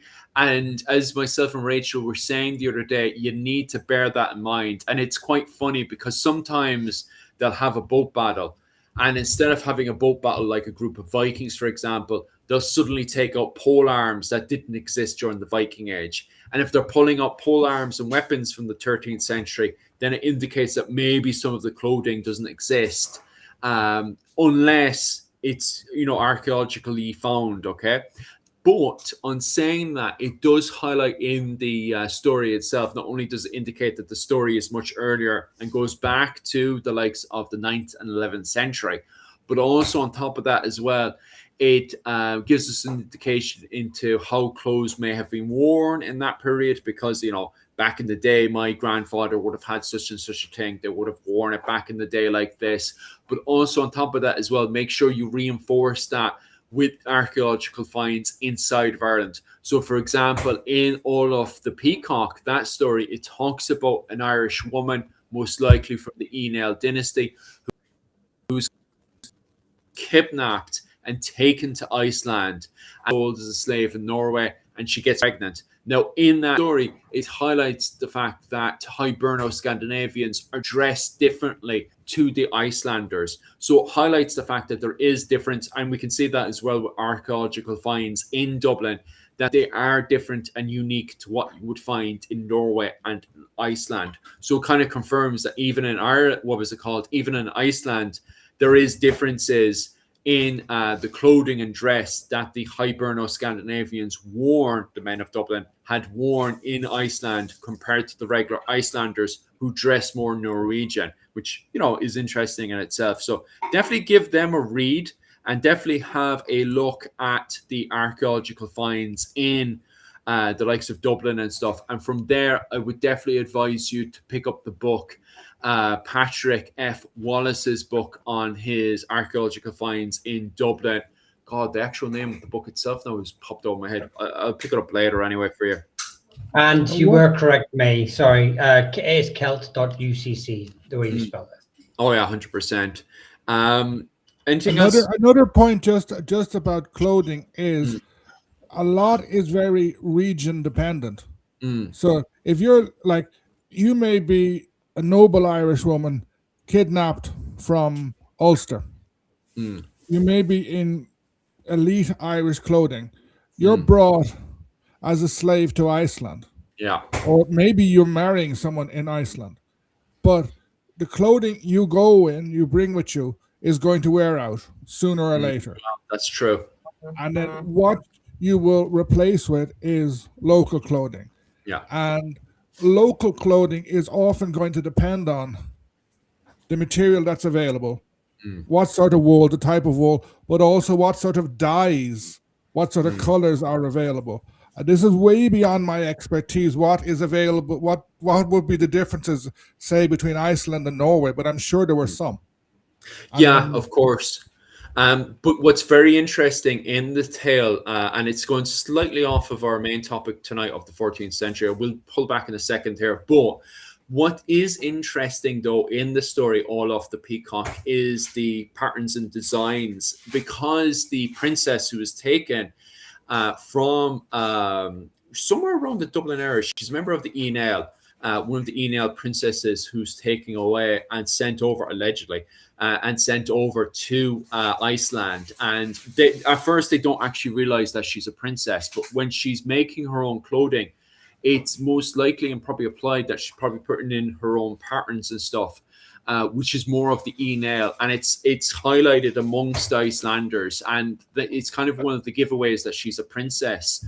And also on top of that as well, when the Icelanders are keeping her, they want to highlight that, hey, look, this is a princess slave. She is of high status. And I think dressing her in that unique clothing definitely gives it away. But on saying that, that's probably just unique to high status prisoners. If you were a peasant in the field, no one's going to care about what you're wearing. They're just going to give you local, slave clothing, and that's that. So I definitely, maybe from that perspective, maybe it depends on the status and stuff and why they're keeping you as a prisoner. Because if you're a prisoner because, you're from a very fancy land, maybe the captives want to, highlight that stuff. But at the same time, as Dr. O'Neill has highlighted there, your clothing is going to wear away and you're going to start taking on the clothing of that area. When it comes down to the topic on this one of the 14th century, because clothing is such an important topic when dealing with the statutes of Kilkenny, I assume if you're captured by the English unforced, just like poor Joan of Arc at this time in France, you're going to be forced to wear the clothing of your captives. Poor Joan of Arc was forced to wear, as Rachel pointed out last week, the creative Contessa, poor Joan of Arc was forced to wear men's clothing. She could be seen as something that's, unnatural by the English. And I suppose because of the importance of the statutes of Kilkenny for the likes of Lionel of Antwerp, if you were captured at the time, I suppose you were forced to wear English clothing. Just popping back over here. Oh, right. No, Yuki's come over with my coffee, which is more important. Just getting back. Go on there. No, someone saying about the English way prefer structure. That's Ireland had its own structure too, but if you're looking at it from, this is the same problem we have when we talk about land ownership and wars and who if any Irish king ruled over Ireland and the systems that we used and all this sort of thing. When we use a English feudalistic model and we say, oh, this is the more structured version, the Irish had a very structured model too, very similar. And Philip has explained on many lives about how we talk about Irish civil wars and these internal fightings, and then literally references the Baron Wars and all the sort of things happening in England at the same time that are conveniently forgotten. Ireland was very structured, and it had laws and rules for each tier of ranking of individual, no different to the rest of medieval Europe. Ireland was not any different from any other part of Europe. Had different laws for different things. For like that's basically the point. So different laws, different things doesn't make it any less structured. Doesn't make it any less civilized. So yeah, when it comes down to civil fight, as you said there with civil fighting and stuff, I always do find it. And Dr. Oran O'Neill said the very same thing last week. Every single time you see civil fighting happening in Ireland, tap tap at the window here, like while the Burgh Civil War is happening in Ireland at the very start of just after the Scottish War of Independence, and what some historians and academics would say at the start of the Gaelic Resurgence, what's happening in England at the same time? Tap tap at the window. Like England is also mutilating itself as well, with fighting between Isabel, the she-wolf of France, and her own husband Edward II. So England, it's always funny because every single time somebody turns around and says, "Oh, why are the Irish always fighting amongst themselves? Come on, tap at the window here. Like, what's happening in England at the very same time?" It's the medieval period. It's one of the reasons why we love the medieval period, is watching clans and dynasties and various other factions fighting amongst themselves over the title. Sadly, they're not in the level of civilization that we allegedly have today, where we can allegedly vote in and out our own leaders, which prevents a lot of this internal fighting that we see during the medieval period. Hang on, I just want to stay here. Coco says you've spelt medieval. Yeah, Philip has dyslexia and he's obviously not realised that, and no one else has clocked it. Where's medieval spelled wrong there? Under your name. Under your name. So I just want to say it's not an academic thing. It is genuinely a medical condition. He's not right in the head. Got run down by a car too many times, is it? That's it. Hang on. But anyway, that's we'll just get back to topic of 14th of 15th. But I was just going to, someone has mentioned about English giving cash to buy land. There are some very interesting dynamics in relation to that, especially in the later period. Gaelic lords discovered that they could mortgage their land to the English, and Gaelic lords were generally very rich in land, because in Ireland there was a lot of land and not many people. So they discovered that they could mortgage it and get money, and then that the English would have great trouble trying to enforce the mortgage. After 1603, this got more serious, and many Gaelic lords who had been doing that all their lives, and their fathers and grandfathers had been doing this, got in trouble and lost a lot of land because of that. But if you look at Donald McCarthy Moore, or the last McCarthy Moore as such, he mortgaged a lot of land to Valentine Brown, whose descendants would become Earls of Kenmare. And then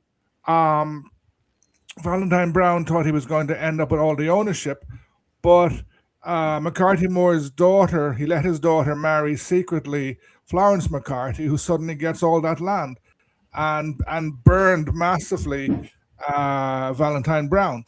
And that wasn't the only occasion that happened. So land dynamics are very interesting. For sure. Give us a second there and I'll pop you back out again. Just pop it. I don't want to spend all day talking about early Irish clothing. And I don't want to sound rude either, because of the thing of putting together a list later. I'm just, to be honest with you today, way too busy to be putting together a list for anyone unless I'm actually being paid. Which you can easily pop over to my Patreon. If you are wanting to put together any projects or anything for you, definitely pop over to my Patreon, and I have no problems making time. It's just today, geez, I have way too much going on. And if you definitely want to continue the conversation of clothing, myself and Rachel are setting up another GoFundMe on the 19th, where we plan to put together a project on 15th century clothing in Ireland. Rachel wants to put together clothing for me based on the Desmond Fitzgeralds. So if you're definitely interested in that one, definitely head on over to my channel on the 19th of December, when me and Rachel go into more details about clothing, specifically on the Desmond Fitzgeralds, where I'm actually from, down around the Mallow region. Just popping over as well. Just to continue this conversation as well, as we go into, because we've been hopping between the Gaelic Resurgence of 1366 with the statues of Kilkenny, but also I want to highlight the fact that the time, while all this is going on, the main focus, I'm still trying to pick the right kind of camera. But anyway, while all this is going on inside of Ireland as well, we also have the 100 Years' War, which kicks off when Edward III manages to scam the Italian banks into giving him a whole load of money that he never actually planned to give back. He never actually planned to give any of that money back over to the Italians. He was always planning on scamming them from the very start, allegedly. So he ends up getting a whole load of money. And with that money, he ends up hiring a lot of mercenaries, and he pretty much reforms the English military into this exceptionally good, powerful military of allegedly 30,000 men, which he brings over to France, which is made up, a good chunk of it is made up of mercenaries, all paid for by the Italian banks. He also reforms his own English military force inside of England into having all mostly longbowmen, because he suddenly finds out during the Scottish War of Independence, led by his own grandfather, Edward I, that the longbow is exceptionally powerful. And so he comes up with using also a mixture of Scottish tactics, comes up with the tactic of having stakes in front of his pole arms. He gets a whole load of pole arms, puts it in front of his main force, and then have stakes in front of them. And then on the flanks and the sides, he would have his longbowmen. So as the French cavalry would come in, they would be heavily hit by the longbows. And then as they're coming in, they would suddenly go onto the spikes itself. And then the English pole arms would come in and finish off the poor French knights. And then they would slowly but surely hack them up. This gives Edward III a humongous advantage. And before long, he's slowly but surely eating up all of the territories and land. While that is also happening as well, and we end up getting a conclusion between the civil fighting that happens between the De Burghs inside of Ireland, which ends up seeing them divided into a kind of division, with the main line of the Burghs taking over Ulster in the north of Ireland. As you can see there, that's the north of Ireland. In blue is the territory that the Burghs are left with. And then it's not showing on my screen. Oh, it's not showing the photos? The last one I saw was the king, and then that was it. Oh, I don't know. Owen, can you see that picture there of yeah, map, yeah. Yeah. Oh, I can't see it. Oh, which screen are you looking at? Oh, the chat screen, the restream. Oh, live. It's probably not catched up yet, perhaps. Right. I don't know. Maybe no, I'm watching live. No, I'm watching our group. Just a sec. I'll check there. If it's working for everyone else, fine. That's fine. Let's check there, just in case, because it could be acting up on the main one as well. Regardless, what happens there on the Irish side of things is that the main line of the De Burghs that Michal had highlighted before, they're just left with the Ulster in blue, the Carrickfergus area. And then you have on the Connacht side, that gets broken up as well into two branches of the De Burghs, which is the William the De Burgh family and also the Clanrick. That's the one. MacWilliams, but it's MacWilliam Eachtar and the MacWilliam Uachtar. But yeah, you get the Clanrick or to differentiate the two. And while all that is going on as well, we also have the rise of the Fitzgeralds, which allegedly, according to the Butlers, are pushing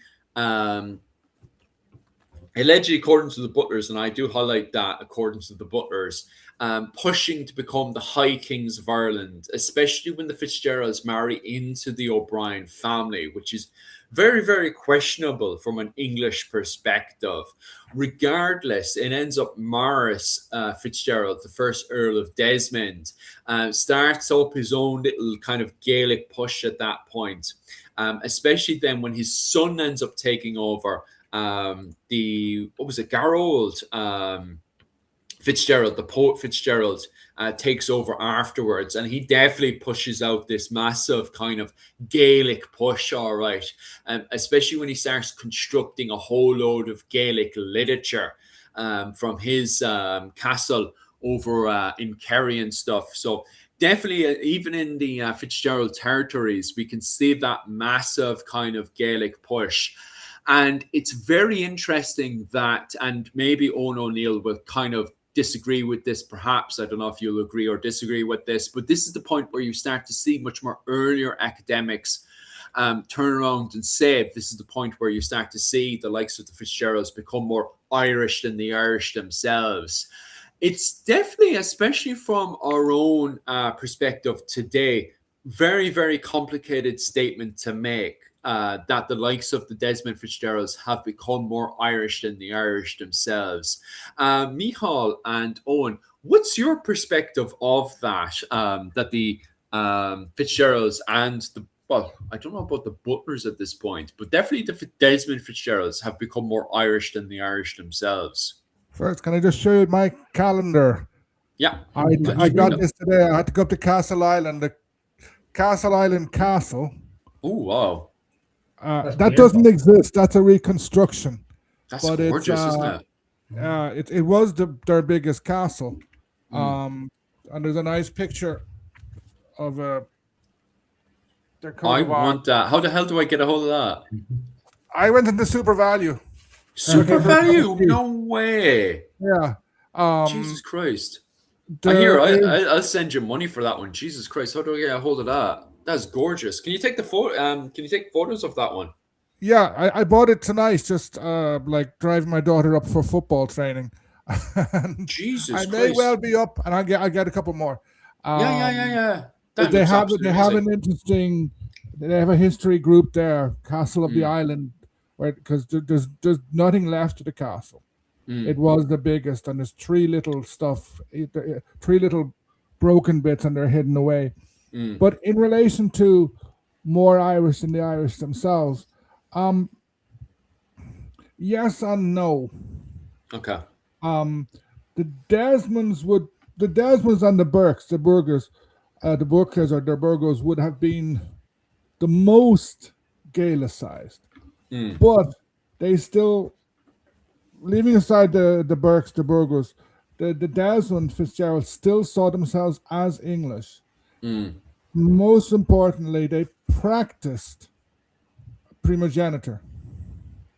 And there are a couple of times, like the second last Earl, he got rid of his first wife, so he disinherited his first son,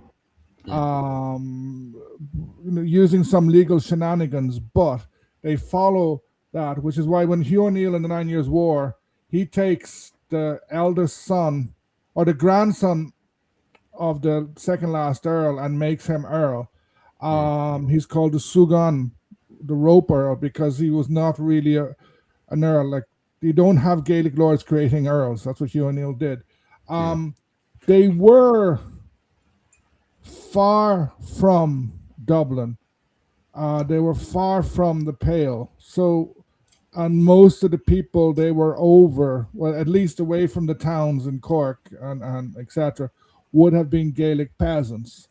But they still, so they would know how to interact. It was a march area. They would know how to interact with Gaelic people. They would know how to interact with English people. But they were English. They saw themselves as English. Yeah. It's interesting, though, because I was talking to Dr. Lisha Shields about it at the same time, though, because of the fact that they were, like, For me, in my interpretation, I definitely do highlight that they were Anglo. I know it's a modern word, but I do like to highlight that word, which is Anglo-Irish, which I see Professor um, Edward Curtis down in University College of Cork highlight all the time, that there were people that were kind of in between, because I know over in University Galway, Nicholas, is it Nicholas? The famous academic who always highlights that the Fitzgeralds were English. Cannon, that's the one. Canny. Yeah. He's notoriously famous for highlighting them, even from, like, you know, as it's been described like multiple times, he's kind of like the only one in the trenches running against the machine gun, highlighting that the Fitzgeralds were very, very English, from my interpretation of reading his literature. But at the same time, Professor Edward Curtis has always highlighted that that the Fitzgeralds were more kind of Anglo-Irish, that they were between the two worlds. And I suppose because Edward Curtis was my professor, that was kind of the interpretation I always had. And I was reinforced with that, especially this week when I was talking to Dr. Melissa Shields on our live stream. And she was highlighting the fact that the Desmond Fitzgeralds were still speaking Irish. Like, they had to get translators over to the Desmond Fitzgeralds to be able to communicate with them. And also on top of that as well, it doesn't,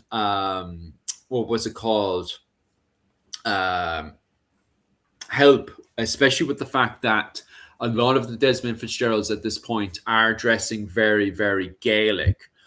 But at the same time, we can't ignore their interactions with the English court. They're definitely a family, from my perspective, that are not just living the Irish life, but at the same time, they're still very much a part of the English court. As I said there earlier, much more later on, you do have the likes of James the Usurper Fitzgerald, who is going in, like, they're fighting Talbot, and a lot of people would see that as a very kind of Irish versus English feud. But at the same time, when Talbot is in France fighting Joan of Arc, what does Seamus the White Earl Butler and James the Usurper Fitzgerald do? They go on a holiday over to England, which highlights the fact that they're not like cut off from England whatsoever. And as Dr. Melissa Shields highlighted this week, when I was doing a live stream with her, you have also women of the Fitzgeralds who were fully connected in the courts of England, especially later on with the Tudor court. So they're definitely people who are between both the Gaelic world and the English world. So I do find the term Anglo-Irish fitting for the Fitzgeralds, that at this point they're pretty much Irish, but they're still, compared to the likes of the O'Neills and the O'Donnells, very much connected in the English court. And as Professor Edward Curtis has highlighted, you have the heads of the Desmond Fitzgeralds and the Kildare Fitzgeralds getting their main heads to marry English women. I know the rest of the family are marrying Gaelic people, so they're still part of the Gaelic world. But at the same time, the heads of these families are marrying English women. So they are, in my interpretation, very much a part of the Anglo-Irish world. Yeah, definitely. One thing, all the Fitzgeralds would have been English speaking and Irish speaking. They all knew English. All knew English. Some probably would have known French as well, and maybe a bit of Latin. They would have received a similar education to the family of York, the family of the Northumberland, the people who the Percys from Northumberland. They would have received the same education as the Desmonds. You could say they were. I think I know Old English and Anglo-Irish weren't used at the time, but one thing that was used was the English Irish. And again, just to go back to the points I made previously, there was no Irish word for Irish at that stage. So the Irish saw them as sort of English but living in this land. Yeah.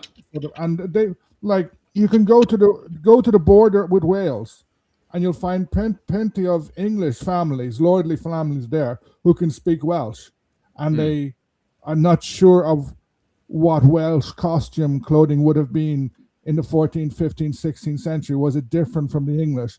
But you would have had families who could cross the border and who could interact with both societies. And the same, like in Scotland, the rise of the Campbells, they start interacting with the Gaelic Scottish. They come from the Gaelic Scottish world, but they're able to move freely inside the non-Gaelic Scottish world, the English speaking Scottish world. So there's a lot of elite families able to do that. Yeah, it is very, very interesting for sure. Also on top of that as well, just one thing off. Oh, okay. Actually, I'll say this one first. Which camera do you actually prefer? Because so many people are asking for this camera here. I'm assuming you guys prefer this one here, and you can see that with the viewership, because anytime I switch over to Owen's beautiful face, the views do go up, right? So we can't deny that Owen is not beautiful, especially when the ratings say so. Okay, so if you guys prefer this camera, definitely give me the heads up there, and I have absolutely no problems highlighting what was it called, this camera for sure. Especially if you guys are asking for it both in the comment section and the way that the viewership is suddenly shooting up.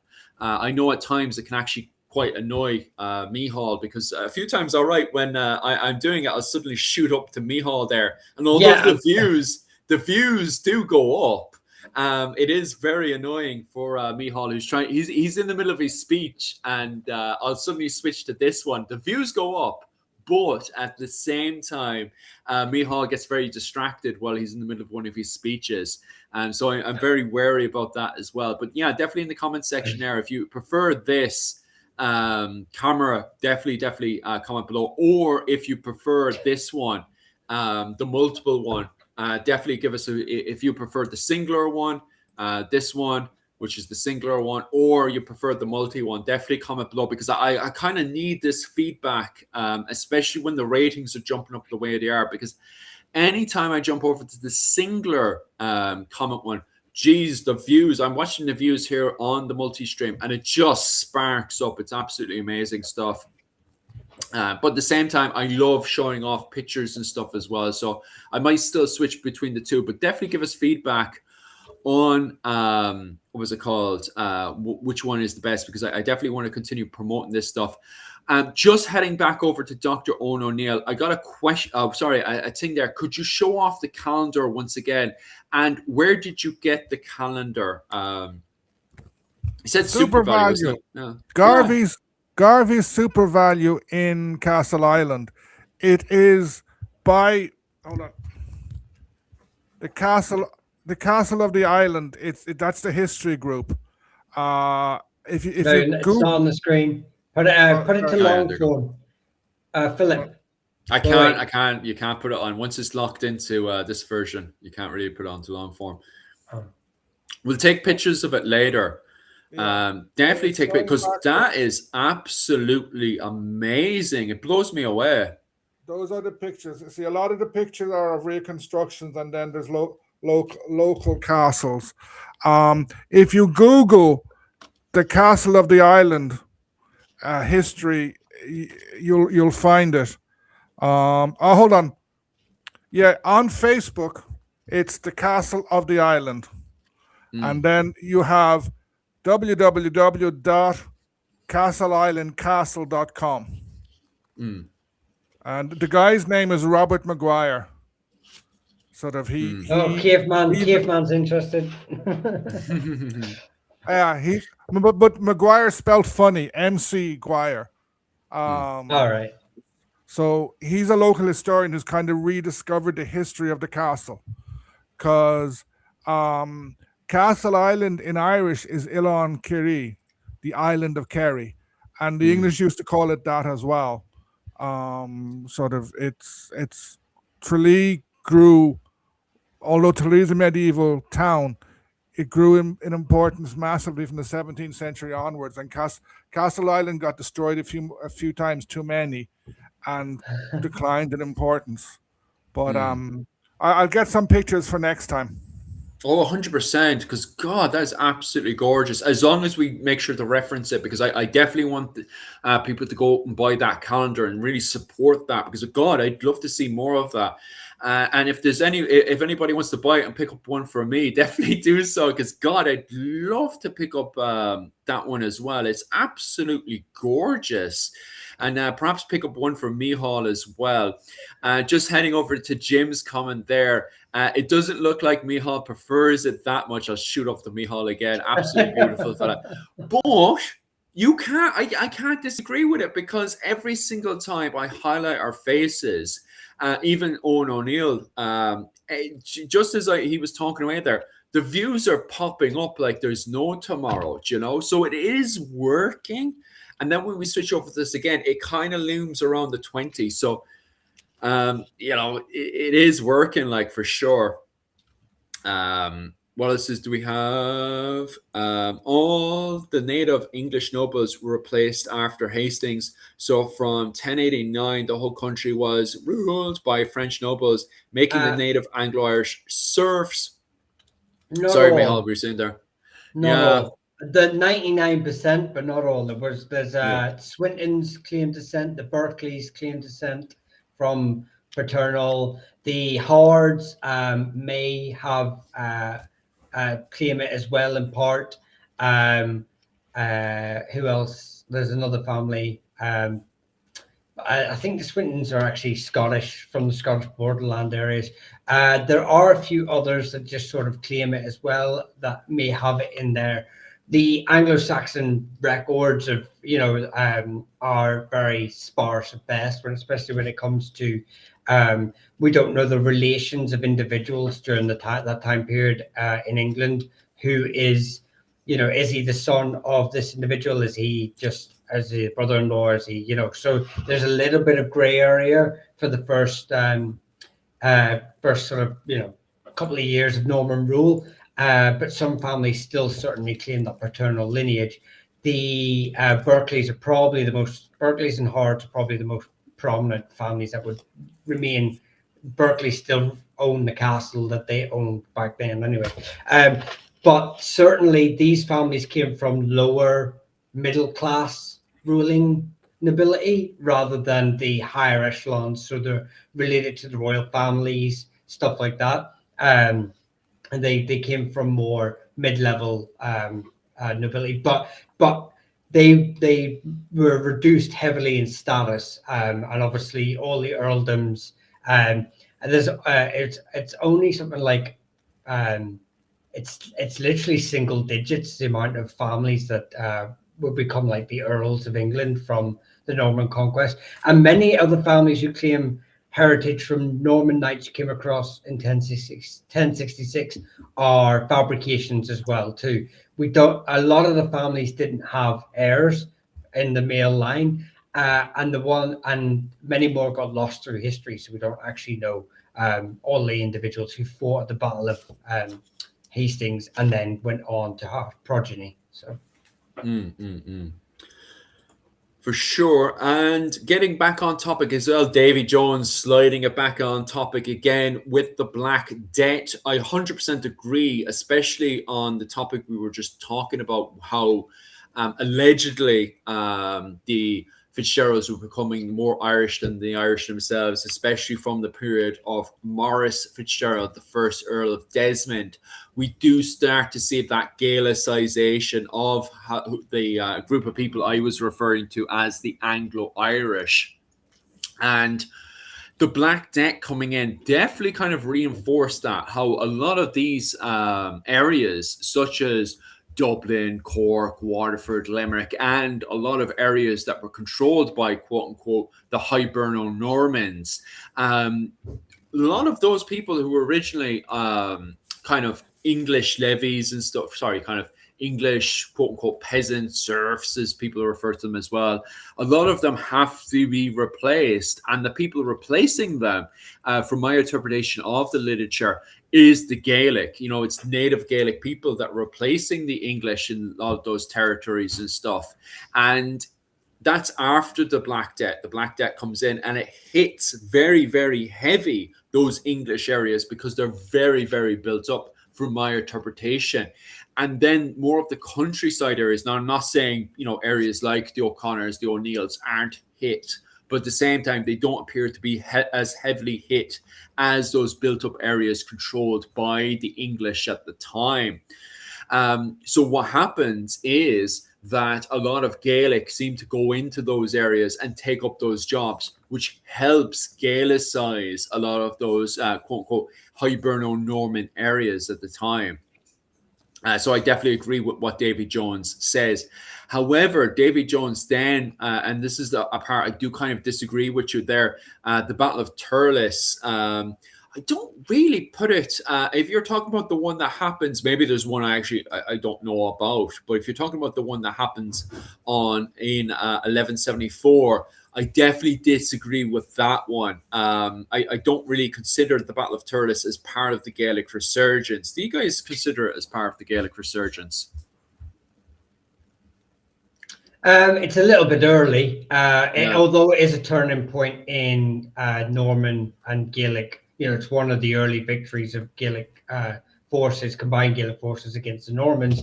It doesn't stop anything in the grand scheme of things. You know, the Normans regroup, the Irish still end up where they end up. You know, the Gaelic Resurgence, you see a long, meaningful impact over several centuries. The Battle of Turles doesn't really have that long, meaningful impact, in my opinion, for it to be considered part of this. And it's too early, as I said. So, yeah, sure. I agree. I think it's too early. And the Gaelic Resurgence, as you've both said, it's something that took quite a while. Sometimes you have to kind of push aside battles. So a battle is something quick. Certain people fight, certain people die, certain people win, whatever. But this resurgence was something long-term and stronger. Like from, say, the 14th or 15th century to the 16th, early 17th century, Gaelic-speaking peasants, especially in the Pale, increased quite a lot. So that the Pale falls back, the English rule falls back. So you're essentially left with the Pale, a few marcher lords, especially like in Meath, on the border of Cavan, Westmeath. You have the three big lordships, Kildare, Desmond, and Butler, and then you have like minor lordships, Fitzmaurice, Savages, other ones around the place, and the towns, and that's something that took this balance that emerged took a couple of 100 years to emerge. So it's not something that came out of a battle; it's something that came out of a long series of events, much of which were very slow and were very boring. But if you think of it, like the first big rush of the Normans, they come in, they start winning battles everywhere. Then they're pushed back, but they still rule most of Ireland. And then over a century or so, they start getting like the Black Death comes, etc. And the English lordship in the English kingdom in Ireland is severely weakened. Aye, for sure.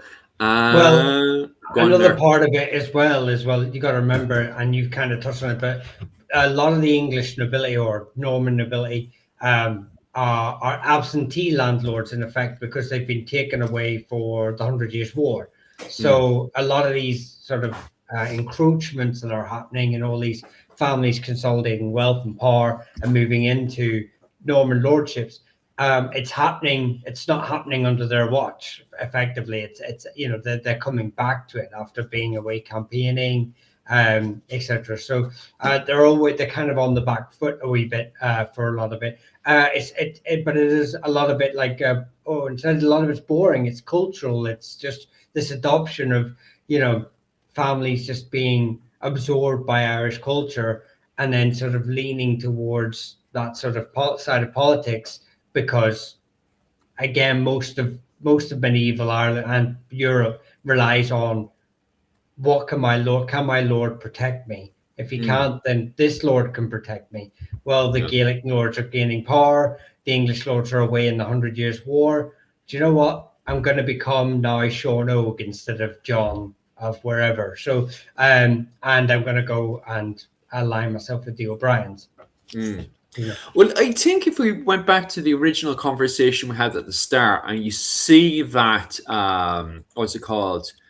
The civil war that kicked off with the Bergs, how quickly the Connacht, the western branch of, if you pop over to this map here, over in Connacht, how quickly the western branch of the Bergs suddenly became very, very Gaelicized very, very quickly compared to the Ulster branch. Now, as you popped up, said there as well, Micheál, is that even the Ulster branch starts to become very, very Irish as well. It's very interesting that it depends what is happening politically and the relationship between these dynasties and the English monarchy. Then it seems to me that when they don't get their way or have an ultimate agenda like the Fitzgeralds, then they suddenly become, as we were saying, they're more Irish than the Irish themselves. Ultimately, it depends on what's happening politically. And this isn't just, we always view this as a very kind of Hiberno-Norman thing. Not forgetting, as Owen O'Neill has pointed out last week, we also have the likes of the McCarthys and the O'Briens that also play the English monarchy as well, and even become very, very, very English. Even our live stream this week, when we were looking into the armor of the O'Briens, we suddenly seen how English the O'Briens were coming, getting very, very quickly, especially going into the William Knight and Jacobite wars. So from my opinion, sometimes it depends what's happening politically, could be the reason why you suddenly see certain members becoming, as we were saying there, very, very more Irish than the Irish themselves, suddenly going from the Berg to Oberg or something on those lines, What sort of map? Hold on a second.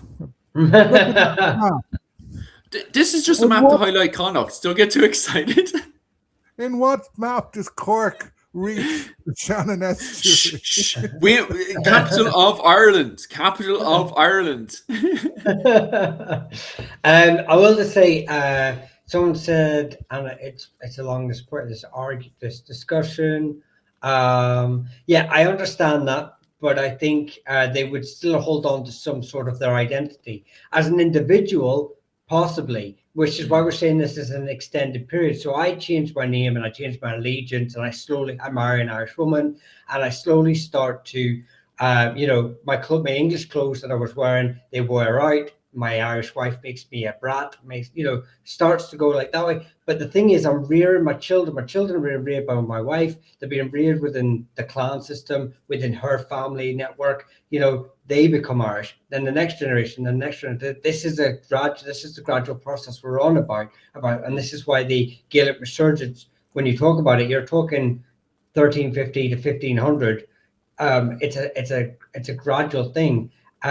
So yes, as a Sean Og, as I said earlier, who was originally John of Leicester, yeah, I would probably in some capacity retain this English identity, but it gets watered down. It's almost like you as an Irish American should really understand this, because your cultural sort of what you identify as culturally Irish, maybe quite possibly, isn't really what we are like here in Ireland still to this day.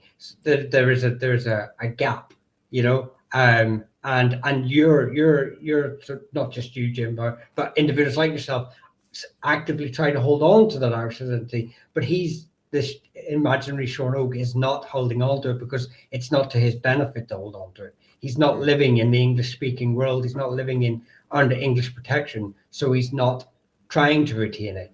So that gap widens even more from the what would be considered an Irish American today, as my example. Just a warning to the comment section. If I was to put Dr. Owen O'Neill get him to do a live stream of playing him a video game of any Irish medieval video game, I think he would have a heart attack and die, to be quite honest with you. I have the comment section there requesting that you play Crusader Kings. And I think if you were to play Crusader Kings, oh, Jesus Christ, I think you'd die. I think you would literally just keel over with a heart attack with the complete abuse. No, I just saw the map and I said, hold on, Cork. And I noticed, because I saw Kira there earlier, there didn't seem to be a Mayo on that map. And the Pale was going deep into Ulster. Sligo is massive. Yeah, well, to be honest with you, I just kind of wanted to quickly highlight Connacht for the Berg Civil War. And this is the map that they're actually using in Crusader Kings to depict the Berg Civil War. So I was just like, well, we could quickly use that. It was just an hour ago. I was just like to myself, oh, I'll just chuck that in there. I wasn't really thinking too much about Cork's sudden expand. I didn't even notice that Cork had taken over the place. I swear, as a Cork man, I didn't do that intentionally. Then if you look at Desmu and Kerry, it's eating a huge amount of Cork. I think that map is designed to cause fights in Ireland. But to be honest with you, Owen, when it comes down to Crusader Kings and their depiction of Ireland, I think you're down to dying of a heart attack even before, because it's meant to be a game that's more based on the political side and the family side of things. However, Crusader Kings has never been able to understand king groups in Ireland. Like their brains, they always try to approach Ireland from a very English interpretation. And then a lot of followers of Crusader Kings, when I read their comments, they're very much like, well, why can't the Irish be English? And I'm like, because none of these regions are centralized. So yeah, I can already see Dr. Owen O'Neill having a heart attack. So we'll quickly move that map on. We'll put up a nice picture there. There you go. Anyway, what was my original? Where was I pushing this conversation next before I end up almost killing Dr. Owen O'Neill live on stream as well? Oh yes. Think of the views. Yeah, well, at least we're getting the viewership did go up, in fairness. While Dr. O'Neill was starting to have a heart attack, I was starting to move because we were talking about because of between the Black Death and these various lower barons such as the Fitzgeralds and the Bergs were starting to become quote unquote more Irish than the Irish themselves. Eventually, Lionel Van Twop, who gets involved with the Berg Civil War as well, he brings in the Statutes of Kilkenny in 1366. And what they are is a whole load of laws that are enforced in Ireland, which are meant to kind of divide and pull away the likes of the Bergs and the Fitzgeralds away from Gaelic Ireland and start making them be English again. Stop dressing Irish. Stop dressing like this. As we can see here in this picture here. This is exactly the kind of dress that Lionel Van Twop was completely against in 1366 when he brought those laws out. And furthermore, he wanted to stop the likes of the Bergs and the Fitzgeralds from playing Irish games, from speaking the language, from even getting onto hobler horses and riding these horses like the Irish, with no stirrups on, because the Irish could just hop on and off of a horse, and they were trained to do so because they were very much involved with the cattle raiding culture at the time. From my understanding as well, I don't think Lionel Van Twop had seen cattle raiding, and I think if he did, he'd probably have a heart attack, to be honest with you. But the laws seem to be very, very anti, galloping around with no stirrups on, galloping around more like an Englishman on an English horse with English stirrups on. That's the kind of Ireland, Lionel Van Twop wanted to see. He didn't want this Gaelic Ireland whatsoever. However, it does not work the way that Lionel of Antwerp thought it would work. And what we end up having is the Gaelic, not just the Gaelic pushing over and retaking all this territory, but we also start to see a lot of these characters, such as the Fitzgeralds and the de Burghs, kind of going very kind of independent, semi-independentious, away from the English crown in many ways, I suppose, and start doing their own thing. They're kind of in a very, very funny situation. Is there any way that we can kind of expand on that thought? Ooh, but that's me. Hall jumped out the window. He's had enough of it. just one point about the statues of Kilkenny. You alluded to it. They're not aimed at the Gaelic Irish. They're aimed at the English in Ireland, the Anglo-Irish, the Old English, because the Gaelic Irish are the king's enemies. Yeah. They're officially the king's enemies until the 1530s, when Henry VIII is made King of Ireland. Under that act in I think it could be it's 1534 or 1531. Everybody in Ireland is made a subject of Henry. Before that, it was divided between the subjects and the king's enemies. The Gaelic Irish were officially enemies. They were outside the law as such. They weren't protected in a lot of instances by Irish law.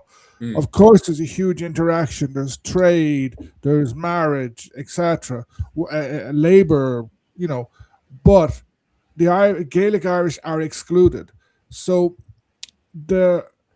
and another point, I think it was a slip of the tongue. You said the statues of Kilkenny were enforced.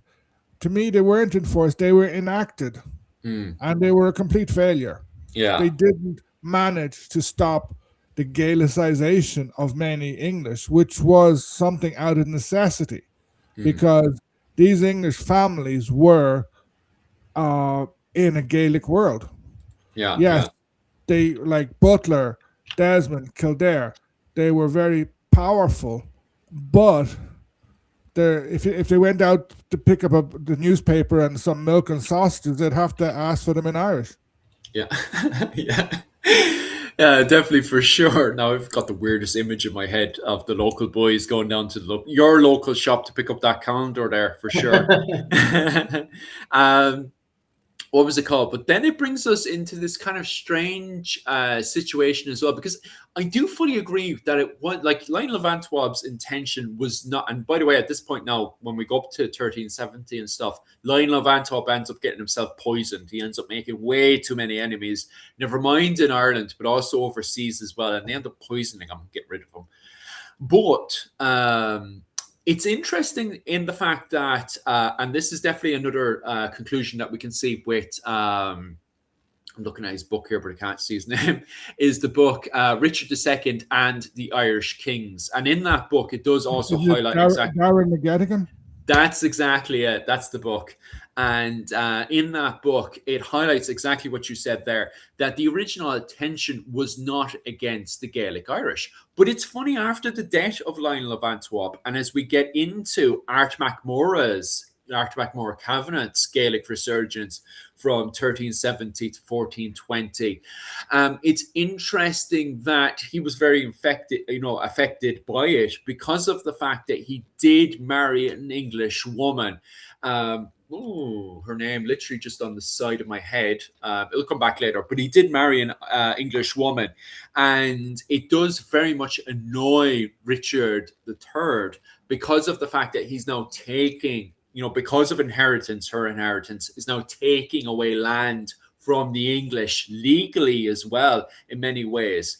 And so it's very funny that Lionel of Antwerp brings in these laws to try to enforce it onto the English, fails to do so, but it still kind of trips over a man who's meant to be outside of the Gaelic world, which then causes Richard III, not just once, but twice, to try to invade and push Art MacMorra out of, the lordship of Ireland in Leinster, to try to push him onto, the lands of the likes of the O'Neills and the O'Connors.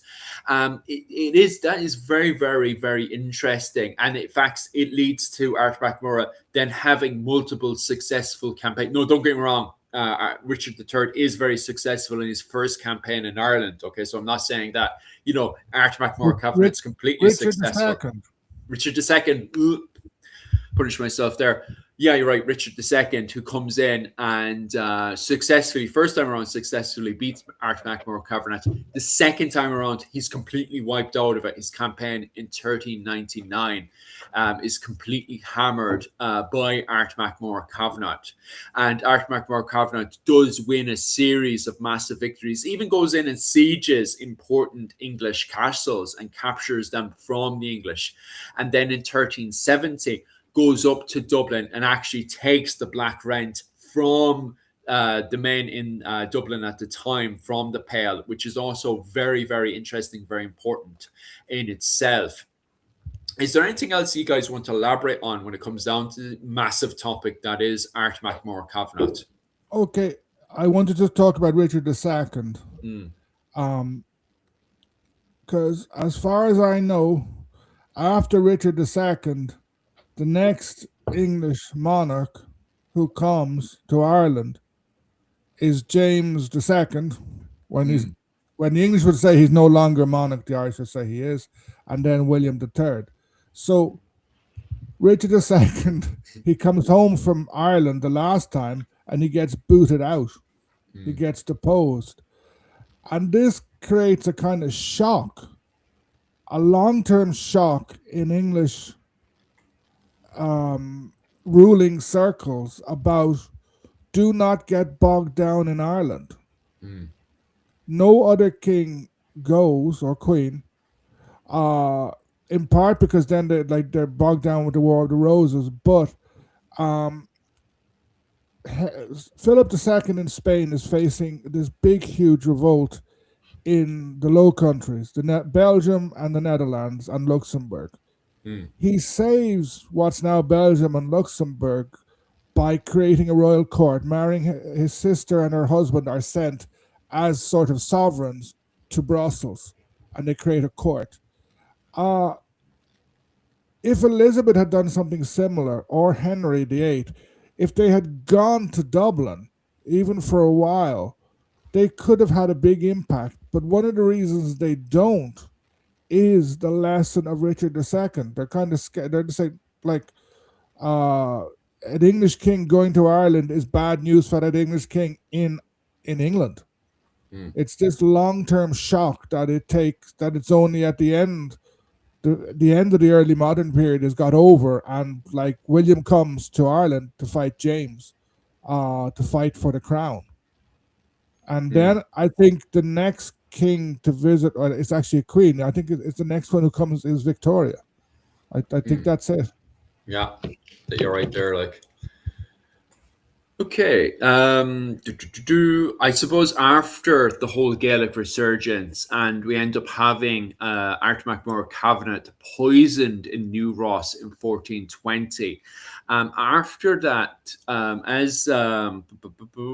where is he? Jim O'Neill highlights, is there any point where we start to see peace and calm starting to come down? I would say that compared to the violence that we had seen during the period of Art MacMurrough Covenant's push in Leinster, and that whole Gaelic resurgence push between 1370 to 1420, I think once James the Usurper Fitzgerald, I'll push up another slide there, takes over between Seamus the White Earl Butler, with Seamus the White Earl Butler controlling the Irish Parliament as Lord Deputy of Ireland, I think there's a level of relaxing down. Now, don't get me wrong, I still see a level of skirmishing, cattle raiding, and fighting between the English to a certain degree, between Seamus, the White Earl Butler, and Tolbert. So I wouldn't say it's 100%, life is great in Ireland. especially between 1444, where things are somewhat calmed down to a certain degree. So that would be definitely my thing to what Jim O'Neill was saying earlier. Is there any point where this starts to calm down and relax? And I think the main reason for that is because the main attention then turns back over to France again, So the main fighting itself is kind of mostly focused on France, especially between Tolbert and Joan of Arc.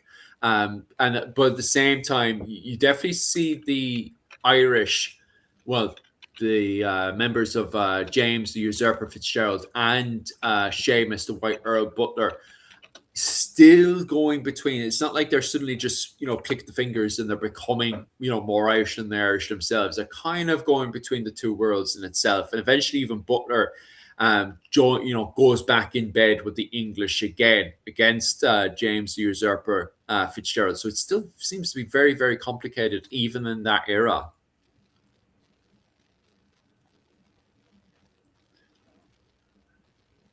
Yeah, I have nothing else to expand on there. No, I mean, you see a lot of Gaelic families obviously starting to carry on the same way they've carried on before. It doesn't really change local politics. That stays quite continuous and quite aggressive. The O'Donnells, like I said earlier, the O'Donnells have sort of pushed into Nishowen. The O'Neills had sort of taken control a century before the start of the Gaelic Resurgence. They're pushing south. A lot of families sort of lose power, so they start to try and sort of regain it again. So it doesn't really change on a local level, but if you want to refer to on a national level, I definitely see it, calming, a status quo rather than a calming. Just back to the status quo of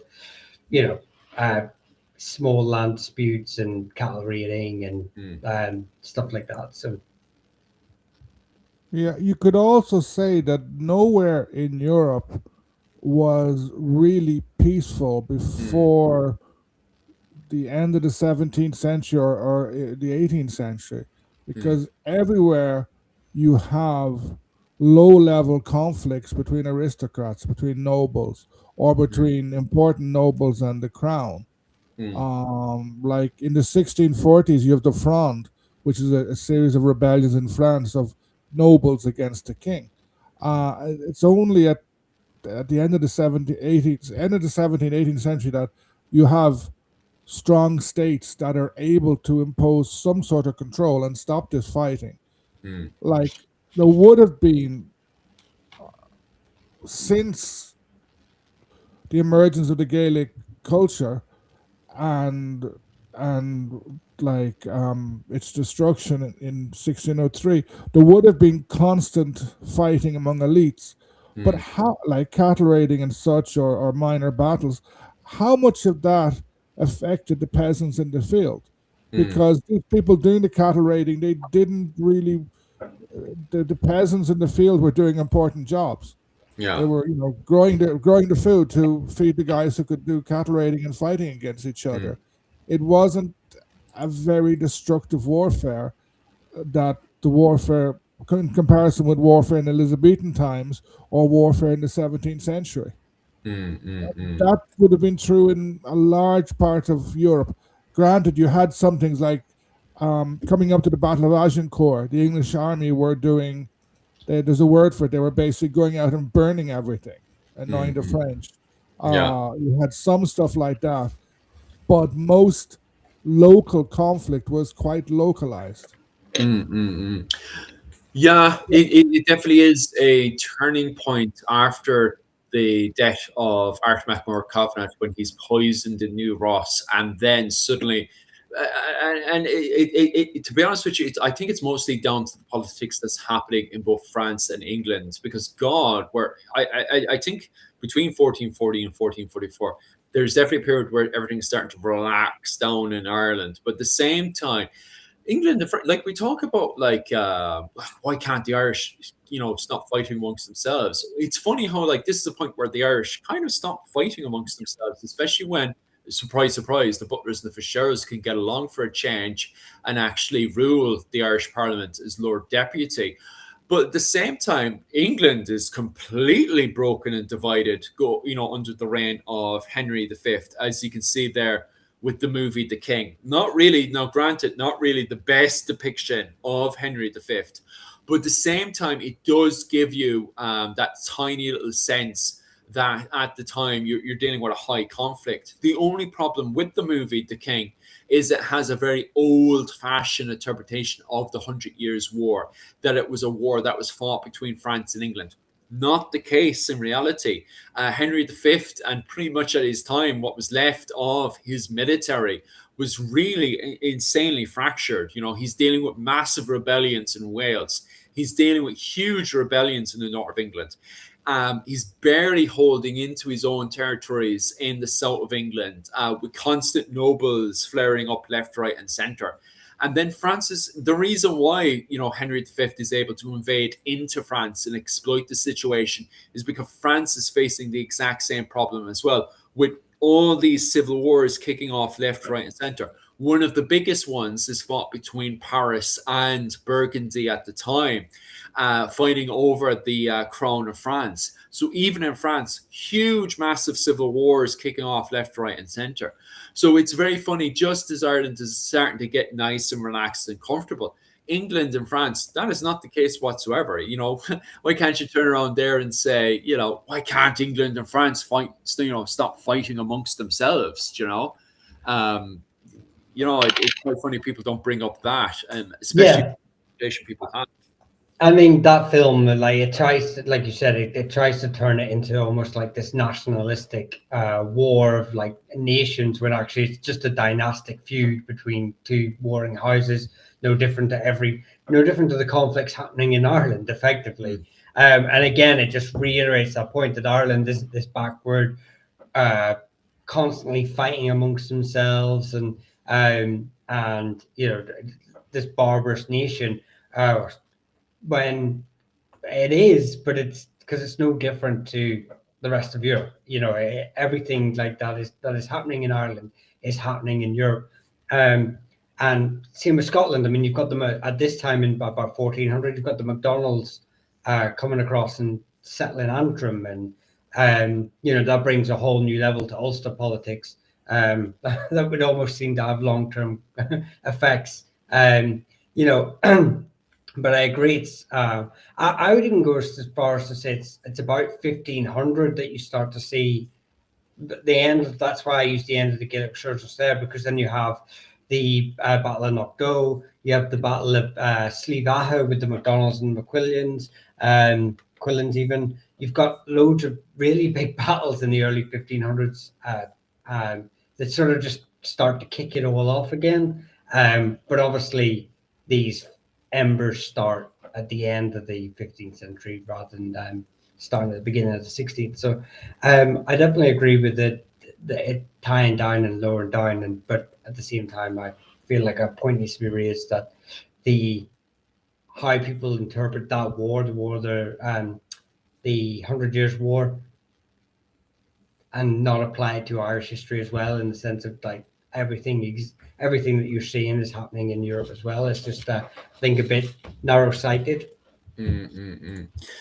Yeah, you could say that the main difference between, like, the main thing that was different about the Battle of Agincourt and the 100 Years' War was Shakespeare. Like, the Battle of Agincourt got brilliant propaganda from Shakespeare. Like, Henry V, that famous speech he makes, which English people still quote. You see it quoted in here and there. So they, like, Shakespeare's probably the best propagandist ever. Like, as in terms of literature, he's brilliant, and he takes English history and makes very good plays based on it. But his version of Agincourt is making what, as Michael said, was a, a dispute between factions into national disputes. Definitely agree with that massively. Like, regardless, from my interpretation, as we step into the period of what was it called, James the Usurper Fitzgerald, and what was it called, Seamus the White Earl Butler. For me, that's kind of when, you know, the peak of the Gaelic resurgence starts to calm down and relax as well.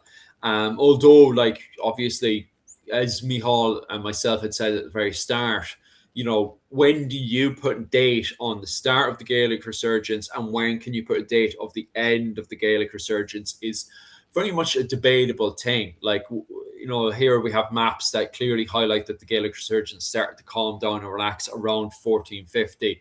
And I would definitely kind of agree with that one as well, that it's not a case of like there's a sudden end date, that it just kind of calms down and relaxes. And then we have the Tudors coming in and going against trying to recolonize and put together, you know, English Ireland again in many ways. So I suppose that that's kind of an area where we can start to wrap down and end this conversation is when exactly can you put an end to the Gaelic resurgence? Is it a case that it just slowly dissolves and disappears, you know? Yeah, in a way it does, but it also disappears with the rise of the House of Kildare. Sort of, you like sort of people, they often talk about, oh, the Pale, English rule in Ireland was reduced to the Pale. It was, but then, as you can see on that map, you have those three lordships. And they were very powerful lordships. And Kildare almost monopolizes the Lord Deputy. And they use the position of Lord's Deputy to give themselves more power, but also to bring about a sort of a Pax Kildare, if you like. You know, they manage to stop some of the constant fighting, but they establish a fairly, not balanced, a fairly stable political entity that lasts quite long, and it only collapses because of the idiocy of Henry VIII.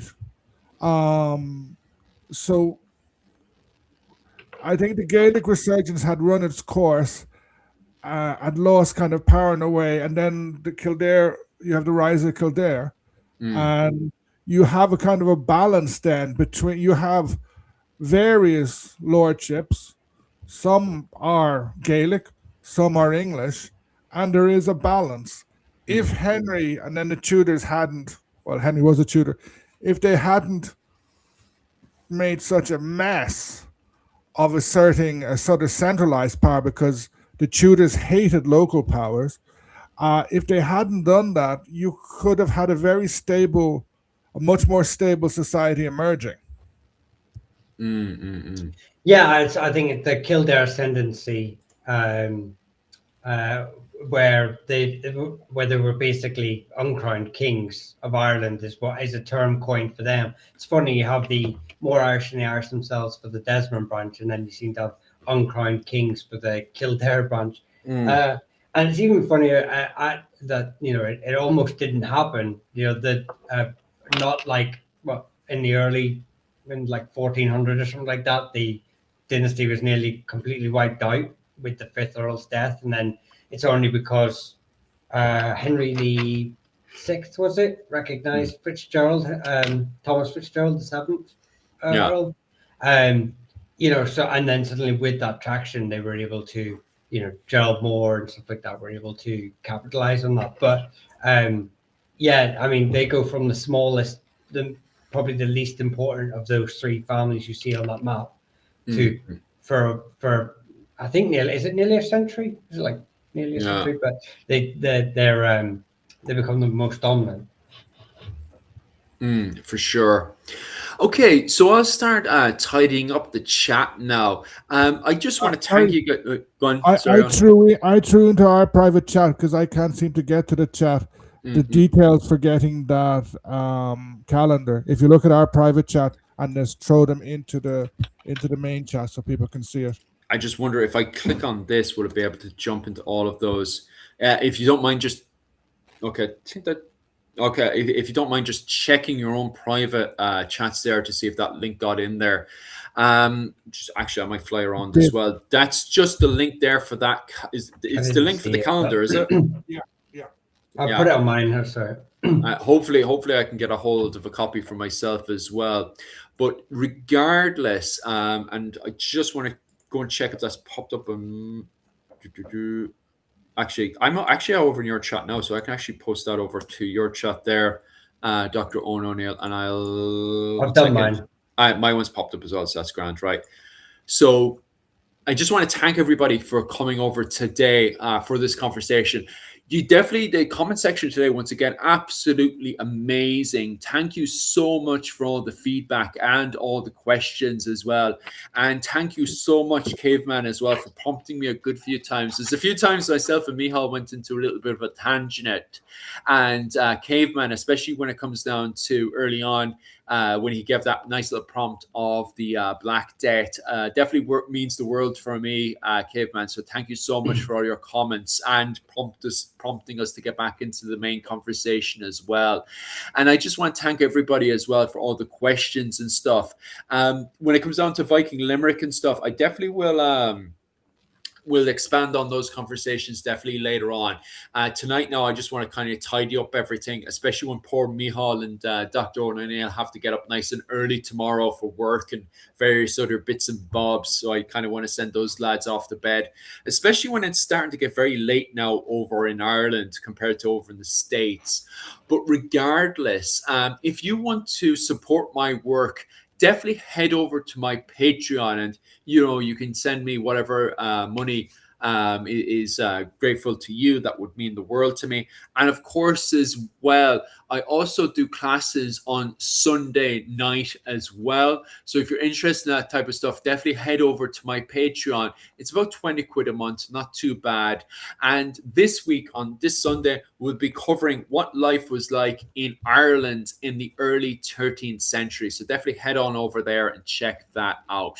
Also, next week as well, on the 19th, myself and Rachel will be doing a live stream as well, where we'll be covering clothing of the Desmond Fitzgeralds in the 15th century. So we'll be putting together clothing to do with the 15th century and doing a little GoFundMe to try to see if Rachel can put together some clothes and make some clothes for me as well.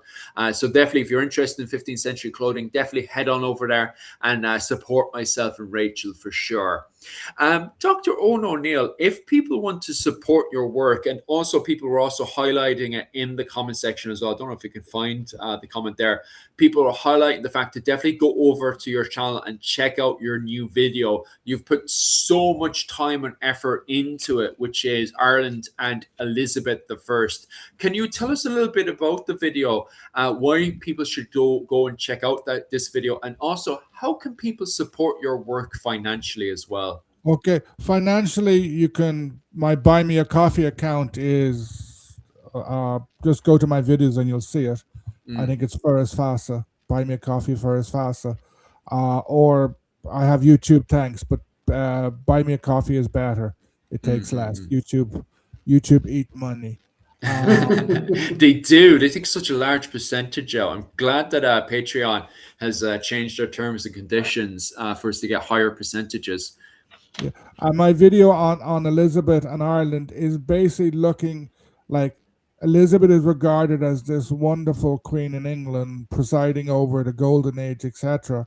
She's still like really, really popular, but in Ireland she was a complete and utter disaster. Yeah. And she has a better reputation than she deserves. She did a lot of bad things, and like her government there was not only inept but also incompetent and corrupt.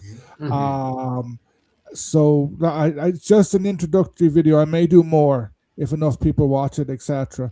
People are liking the video, but not many are watching it for some strange reason.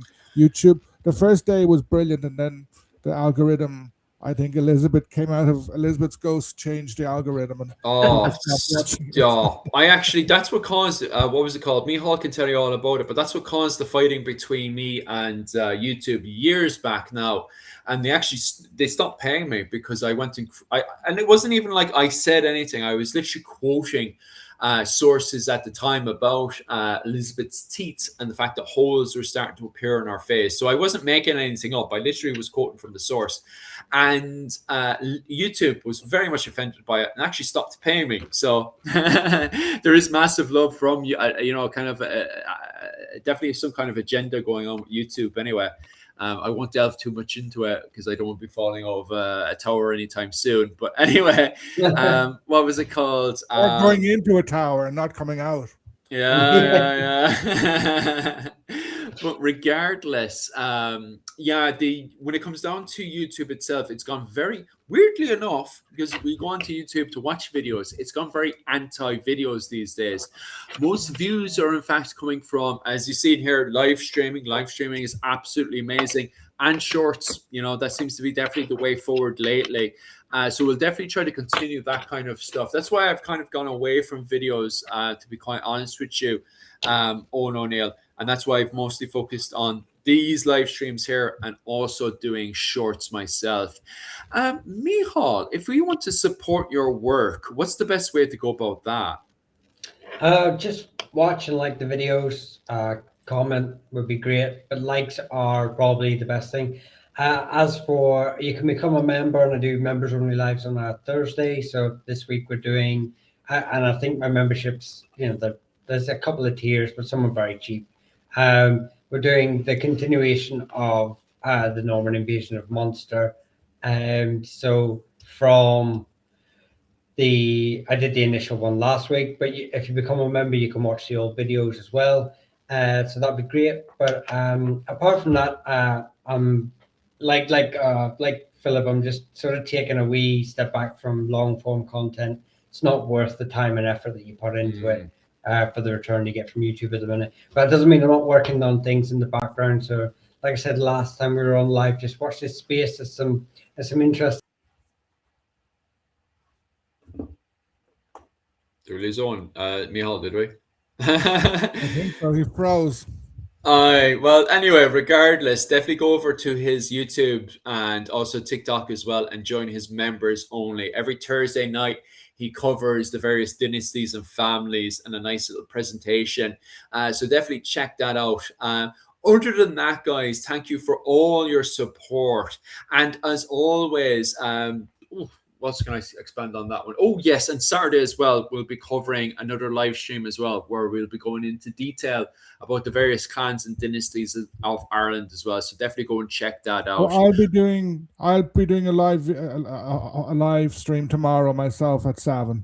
Nice. That's 7. Is that 7 o'clock Irish time or American time? 7 o'clock Irish time. Irish time. I think it's 2 o'clock American time. Happy day. 2 o'clock American time. Happy days. That's New York time, I'm assuming. Yeah.